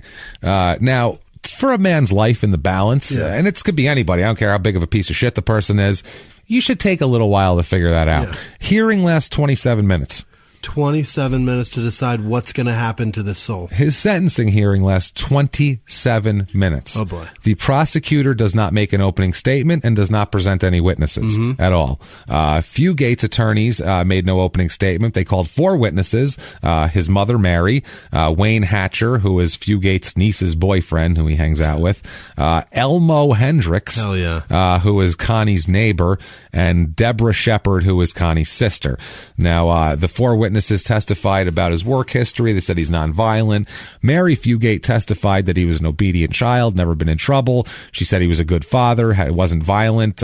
He always worked. She testified that his marriage to Patty was stormy. The Hatcher guy testified that he'd known Fugate for 4 or 5 years and thought he was had a, quote, rather well character. I don't know what the fuck that means. Hatcher also conceded, though, that he had heard from his girlfriend that Fugate had harassed his ex-wife, that Buck had harassed his ex-wife, but he also stated he had never known Buck to be physically violent or seen Buck commit any violent acts. Hendricks, the other guy there, Elmo, he testifies that he knew Fugate because he lived in the neighborhood and he performed some work for one of their neighbors. But they had to tickle it out of him. They had to tickle it. He was like, hey, do the work. Tickled the money out. He said that Buck was, quote, mighty quiet and a mighty hard worker. And he, quote, done some good work for me here. He done some good work for me here. Shepard there, the other one, testified that she'd known Buck for about 1.5 years and that he was very polite, very good with the kids. The kids really liked him. They got along with him. She also stated that she had never known Buck to be violent. Now, Mary tried to say some shit about Patty in her testimony about some shit that Patty did. Oh, God. And the judge shut that shit down and was like, we're not going to disparage the victim here. And so, what are you doing, Mary? She's being a mother. She's sticking up for her son. I get that, but you can't do that in court. Not now. No, we can't disparage a dead person. Time and a place, Mary. Yeah, time and place, and court is not the one. So, especially when the man who killed her and is convicted of it is sitting right the fuck there. Yeah, you're going to fuck him. And you're here to help me. Jesus Shut Christ. the fuck up, Mom. Shut up. Say nice things about me. We're all nice people, Ma. Come on. Good God. So all 4 of these witnesses said they believe that Buck should be sentenced to life in prison. Hendricks said that Buck should be sentenced to life because, quote, he'd be worth something to the state, noting that, quote, the state needs carpenters and electricians and brick masons and things. I'll need a slave. This fucking slave labor now? We could put him to work in the salt mines. I don't understand the problem. Coal mines need canaries, don't they? It'd be a real waste to get rid of this guy. Come on, man. He's a good hand. We could just fire him out of a cannon if we're bored. There's lots of things we could do with him. So, Jesus Christ. He could test the cheese. Take it easy, Elmo. Make sure it don't constipate you too bad. No, Jesus Christ. When asked on cross-examination whether he really thought that the prosecution, quote, ought to do nothing but just let him sit around the penitentiary and carpenter, Hendricks replied, quote, well, I think he deserves a chance. I think he needs a chance because he's done a good job there for me. And I believe he'd be some help to the state. He's like, the fucking guy does good construction. You can't get good drywall guys. I'm telling you, they fucking suck. When you get a good one, you can't just lethal injectionize them. You got to put them out there to work. God damn it. They're putting up buildings all over the fucking place. You're putting them up shoddily. This guy's good. He cocks like nobody's fucking business. Oh boy, knows some carpentry. Come on now. Jesus Christ. Now. Just send him to my house. I got some work.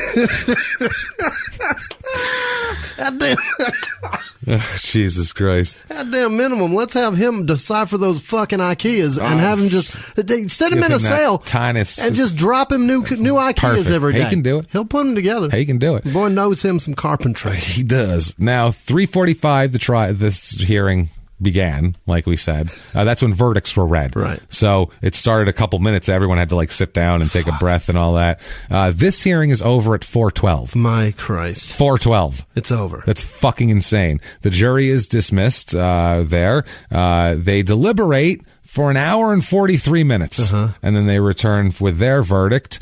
And they return a recommendation of the death penalty. My God! And the judge says, fine, you, sir, may fuck off, sentences him to death. Holy shit. So Buck got the death penalty out of this mess. Unbelievable. Yeah, that seems... That's fucking. It's just muddy. Yeah. It's just really muddy. That's muddier. It's so muddy, and we're we've talked about 100 times. We're not big fans of the death penalty because there's problems with it, obviously, and slam dunks, sure, but shit like that's got to be. Shit. We've done cases where people have done insane shit. Yeah. Other people have seen it. The physical evidence links it, and then they described in detail how they did it. Kill that guy. Right. I don't give a fuck. I don't care if you do it right or whatever. Drag him behind a truck, take him out in the parking lot, and let somebody. I don't care what the fuck at that point. But when we're talking about anything that's no, then you don't kill people based on this shit. So he appeals, obviously. His first appeal in 93, sentence affirmed, conviction affirmed, fuck off. Wow. They send him right away. That's, the automatic appeals here. Now, after that, he's got to appeal based on ineffective assistance of counsel, and there's a lot there to this, too. His lawyers investigated his case themselves. They didn't hire investigators. The defense theory was that the death was an accident.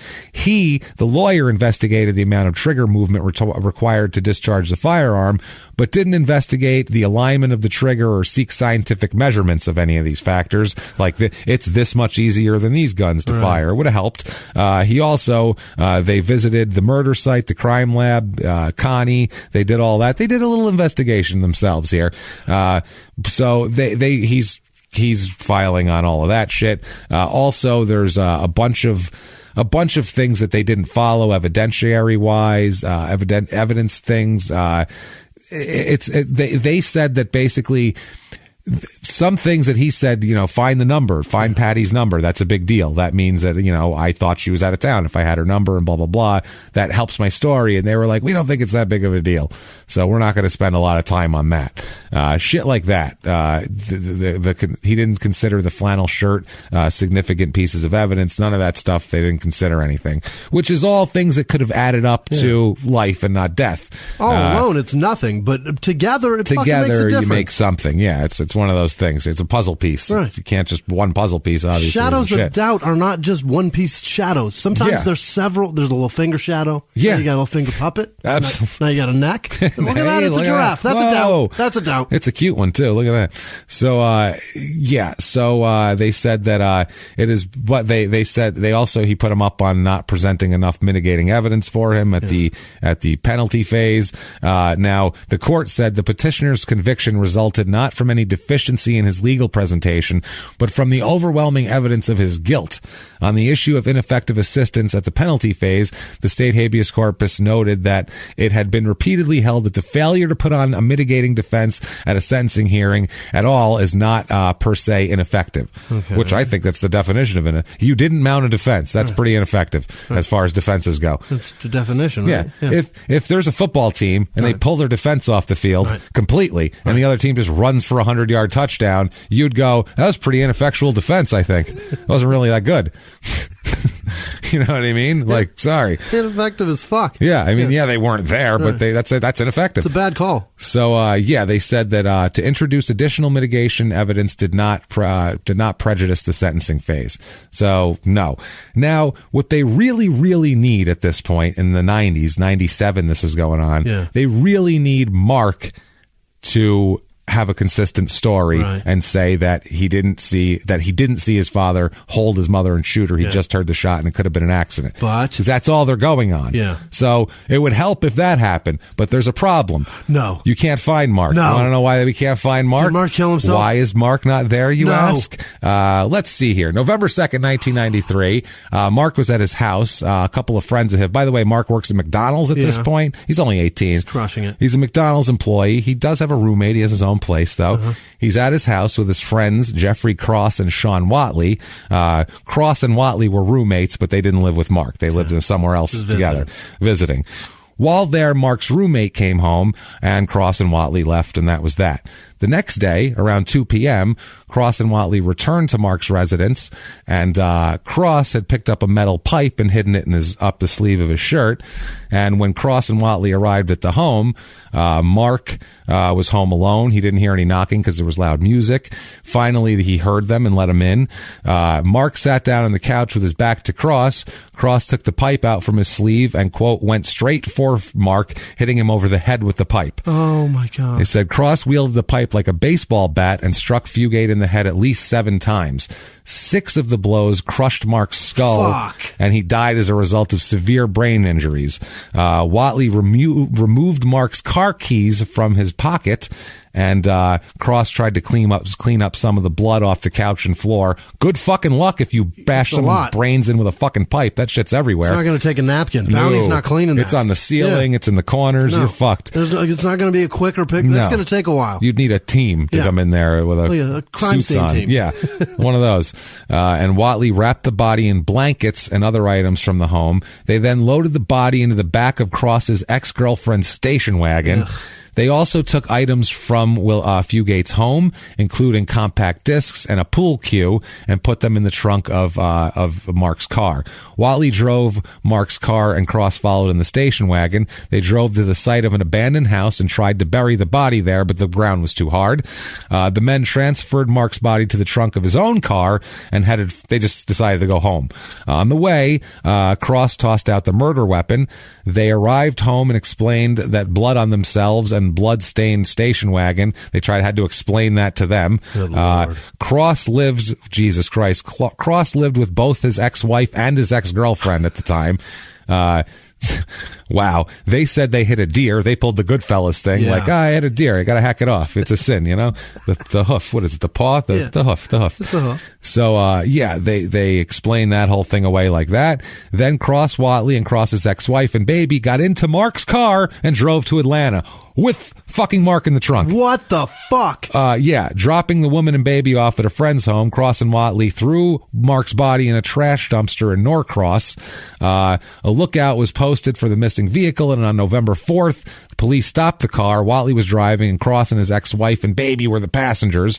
Watley was found in possession of Mark's car, driver's license, ID, and employee tie from McDonald's. Oh, boy. Cross confessed to the crimes. Police were able to recover Mark's body and the murder weapon and, locate the site where they had attempted to bury the body. Sean Watley, they're both white, okay? Yeah. Everyone in the story is white. Sean Watley has changed his name to Hameen Abdullah Azadallah. Asshole. He's white, and he pleaded guilty for 1 count of robbery and armed robbery and 1 count of theft and all this shit. He gets life imprisonment. and has changed his name to a Muslim name, and now he was part of a prison riot thing that happened, whatever, they called it a strike. Right. And he was saying his reasons for doing it is because they were racist to him because he thinks he's black. Wow. Literally, he said, because of I did this, now they're racist to me, the white people are, because I'm...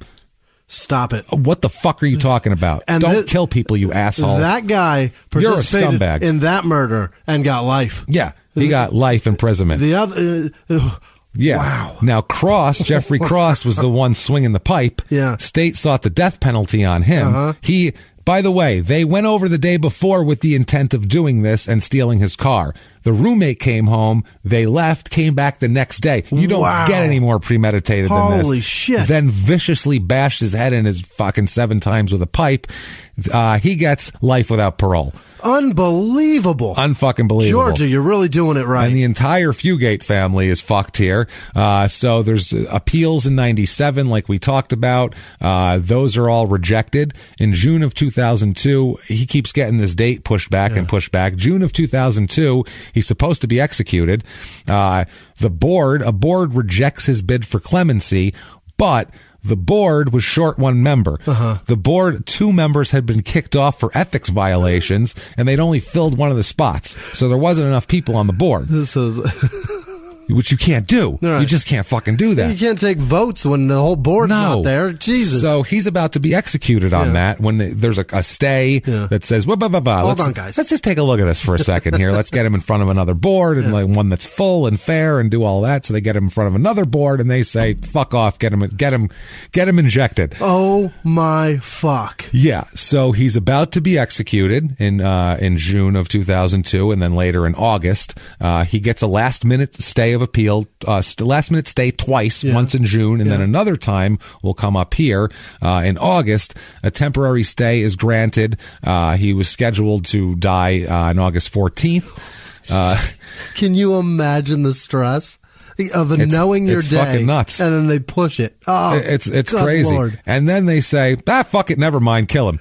After that, he got a last meal and everything. Oh my! He got a fucking last meal the first time and everything, and then they pulled it back. And then he got to go again. First last meal, execution day number 1: sirloin steak, lobster, baked potato, butterscotch ice cream. Not a bad plan. Why the sirloin? Not a bad. Yeah, go ribeye one. Yeah. Get that marble. Get some fat. Eat the whole fat flavor, pocket. Throw it in there. Get Who some cares? Flavor. A sirloin, that's a shit steak. Yeah, that's just it's not bad, but there's no fat. It's a shit steak. I don't want fat. Get some marble. If you're gonna go lean, just get a filet, you dip. There you go. What are you doing? Yeah, you can get anything you want. You're on fucking death row. It's your last one. I'm just being polite. Go out happy. So, he ends up appealing more and nothing comes of it. Then the lethal injection stuff comes up on in appeals, the drugs and all that we've talked about. They're saying that it was unconstitutional. This is before the drug thing, but we're still trying to challenge it based on that. They said based on that he argued that if his death sentence is proper, the drug sequence is cruel.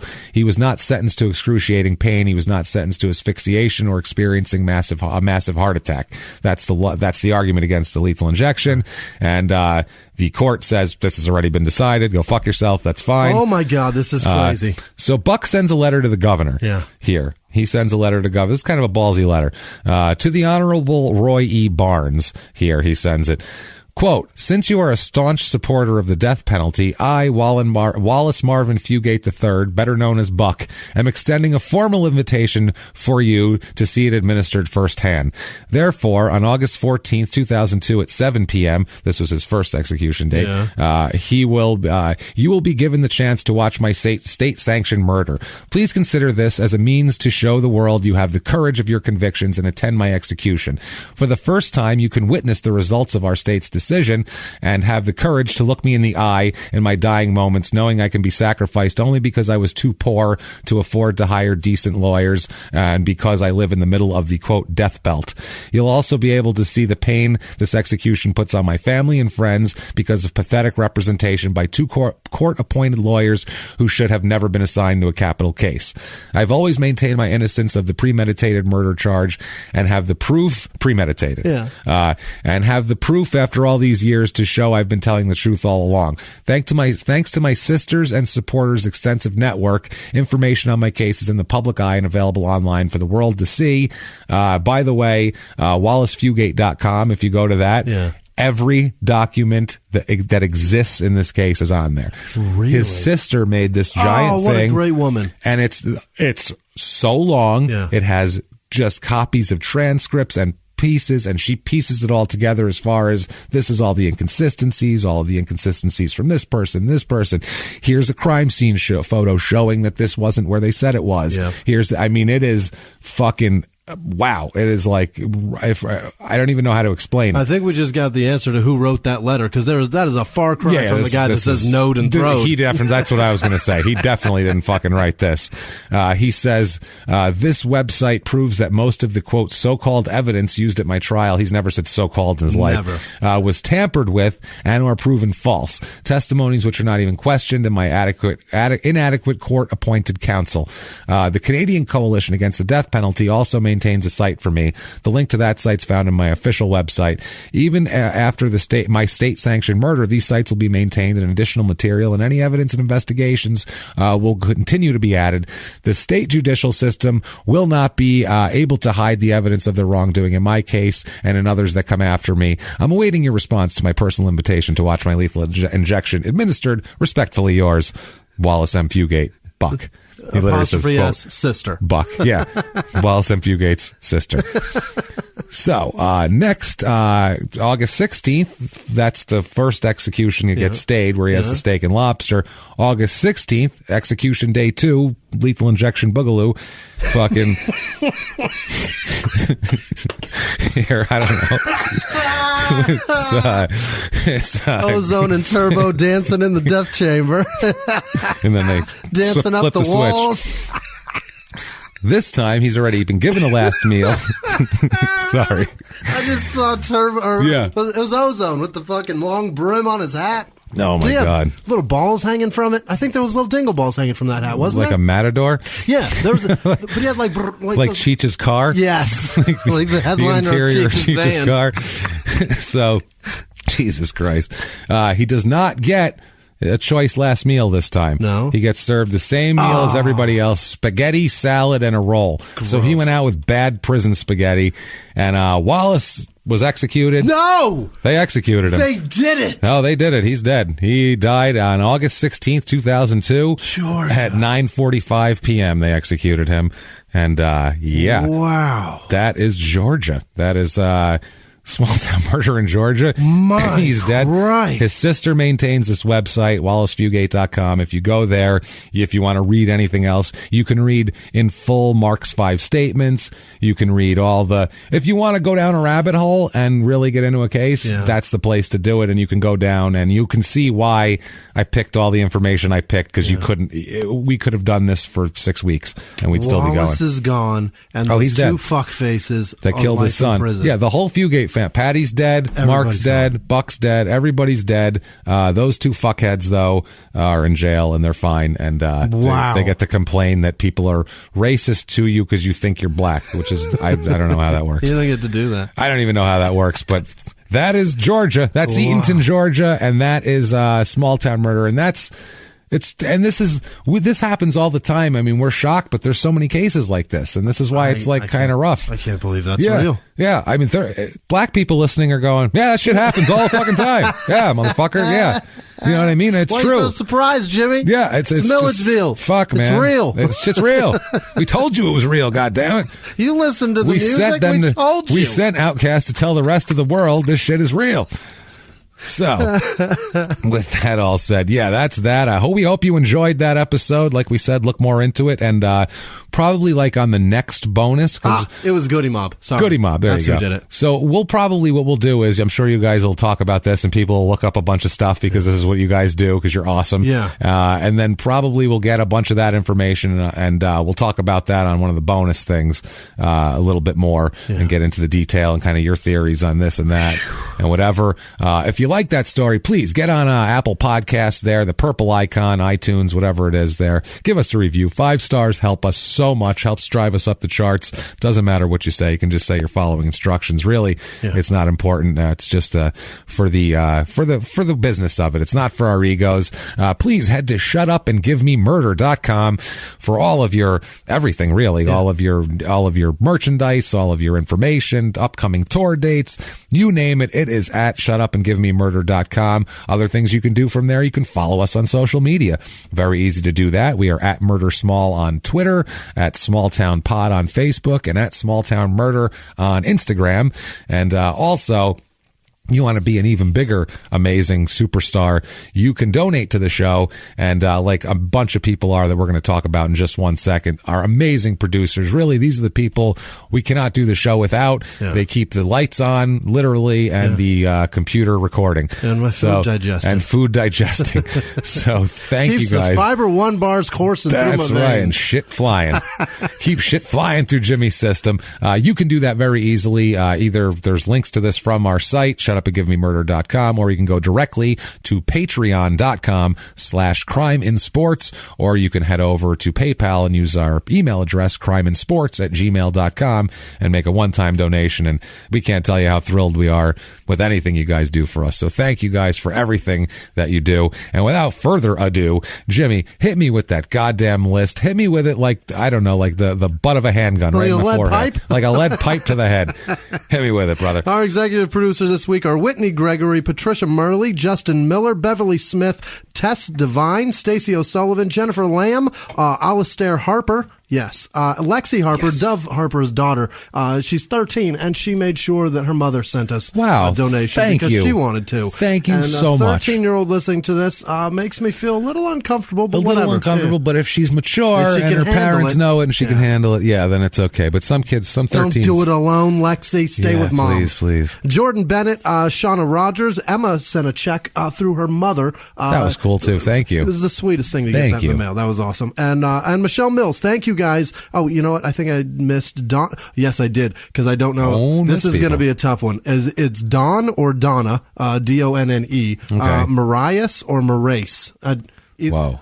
Yeah, I'm dumb, and I'm not going to be able to pronounce that ever, unless Don ever, or Donna never, tells ever. Me. Right. Other producers this week are Brianne, yes, Brianne Mulligan, yes, Sarah Drum, Caitlin Dotson, Hunter Perry, Kelsey Albright, Ree, that's what that is, Ree Rendell, Elliot Rubin. Shit? No, it's not name. Shit. Super weird name, Elliot. Elliot Rubin, Samantha Brady, Nicole Laird, Stephen Hancock. Brad Graff is a professor of criminal justice. Yeah. And he had his whole class listen. That's Thanks, amazing. Brad. I appreciate Thank you. it. Cool. Stephen Hancock, I said that. Katrina Guth, yes. Thomas Blair, Asano Zell Nelson, Melissa Skull, Natalie Brandon, Alyssa Morris, Allison. God damn it. Sorry, Allison. Jesus. Sorry, Donovan Allison. Dykes, Dom Brady. No, Dom Trady. So he just... Yeah. No. What is that? No. He's just fucking around. That doesn't work. No. I'm sorry, Dom. No. Good try, though. Good work.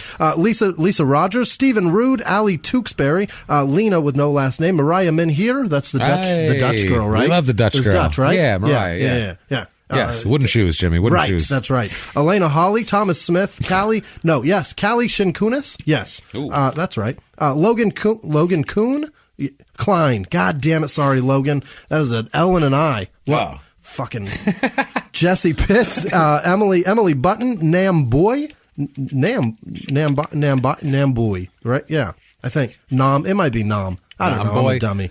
Cheryl Marganine, Ashley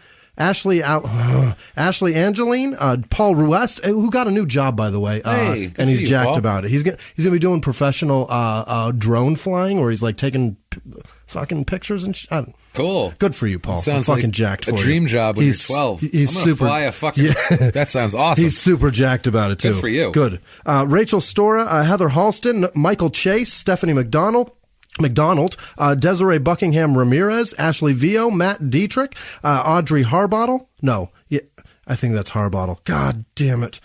Reagan Patterson, Bianca Fiddock, Logan Fox, Haley Stratton. Oh, it's her birthday, by the way. Hey, happy birthday. Her boyfriend sent a donation to say that. So happy birthday, Haley. Enjoy yourself. April, fuck. The end of April. April That's what fuck. it is. Yep, that day. Yeah. James Fraker, Lisa Womack, Caitlin Dotson, Marissa Oman Hughes, Under the Sea Fabric, Scott Denon, Rick Sikorsky, Janice Hill, Annette. Why is that so hard, Annette Lee? Why? Yeah, what the hell, man? Fucking idiot. Not you, me. Matt Sledge, Brendan Abels, Gina Lamke, or Jenna, Jewel Abrams, no, Jewel Brahms, fuck. Hank with no last name, Reagan Shalkley, Allison Carr, Clay Thorson, Jesse Pitts, I said that, Kevin Jurin, Kevin Gately. Kevin's urine? Kevin Jurin. Oh, with a I J. swear to God, I heard Kevin's urine. I thought somebody put that as like their thing, like, haha, my piss. Like Got you. It was like Kevin's urine. No, what the hell kind of fucking Kevin, name is? well, maybe it is. Kavan Jurin. Sorry. Maybe it's Kavan. I thought it was a joke. I thought they were joking. It still might be, and I'm fucking it up. Neither one. I ruined your joke, Kevin. Tina Russell, Jenny Petco, Neil Campbell, Sean Carlson, Catherine Collado, Elizabeth Nitro. It's Nigro, by the way. Oh, cool. She told me it's like Nitro. Nigro, okay. That fixes everything. Thank you. Trey Valkanar, Patricia Durand, Martina in San Francisco. Thank you, Martina. Thanks, Martina. Justice Graves, Jennifer Blakesley, Jesse Hartman, Ida Marie Toll, Joanne Music, Gary Howard, James Price, Tyler Sheets, James Martyr, James Martyr, that's what that is. Dylan Irish, Christy Sachs, Brian Hurtado, Angelina Law, Sarah Dominic, Ryan Polino, Tyler Williford, Skylar McGill, Bailey Cox, Holly McCarthy, Elena Smothers, I hear, Jonathan Stekety, and then Erica. It has to be Sucks. It has to be SZUCS. Is that Zooks or Sucks? We'll go with Zooks to be nice. It has to be, right? Sure. Erica sucks, or so I'm told. We love you. Thank you, guys. You guys are amazing, and you really make things happen, and we can't tell you. No, we appreciate you guys more than anybody else to go. It's impossible to verbalize it. Thank you guys so much. We wish we could do more than just, say we love you so much, and we wish we could come over and hug each and every one of you that would like a hug. If you don't want one, we don't want to give you one. There's some people who don't like hugs. Yeah, and we'd be like, cool. We respect you. We respect your distance. Yeah, but if you would like one, we'd like to hug you. So thank you very much. That said, if they want to hug you, Jimmy, how are they going to tell you that? You can find me at Whisman Sucks, WHISMAN Sucks on Twitter, Instagram, and Snapchat. I really appreciate you guys being here and being around for this. It's fucking incredible to have such a wide blossoming variety of this audience that is so involved. It's variety. It sounded hot, didn't it? It sounded pretty sexy, I think. That was good. I'm going to save that one for when I meet Marg Helgenberg. Yeah, I there want to you meet go. her so bad. She's so hot. God, I love her. Where can they tell you how wide blossoming your variety is? You can blossom me wide at Jimmy P is funny, or just copy and paste my name from the show description, because otherwise it's just really hard to spell and you'll fuck it all up. And that said, we cannot thank you so much for hanging out with us for another week, and we had a crazy time. And enjoy looking up WallaceFugate.com and looking through all the damn documents that I've been looking at for the last 3 weeks. And I don't know what else to say about it except until next week, everybody. It's been our pleasure. Bye.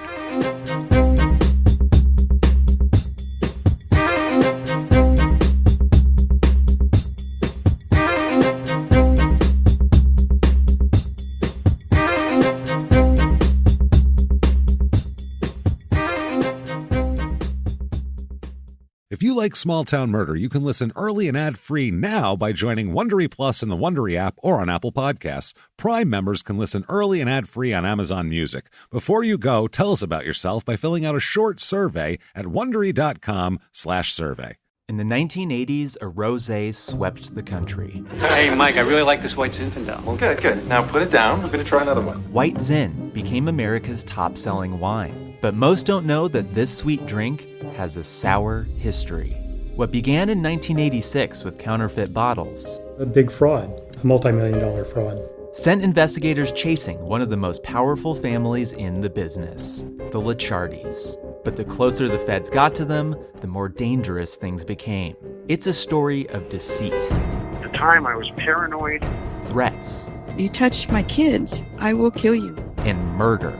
With a .22 caliber bullet to the head, What started with a scheme to mislabel wine spilled into a blood-soaked battle for succession. Welcome to Bloodvines. You can binge listen to Bloodvines exclusively and ad-free on Wondery Plus. Join Wondery Plus in the Wondery app, Apple Podcasts, or Spotify.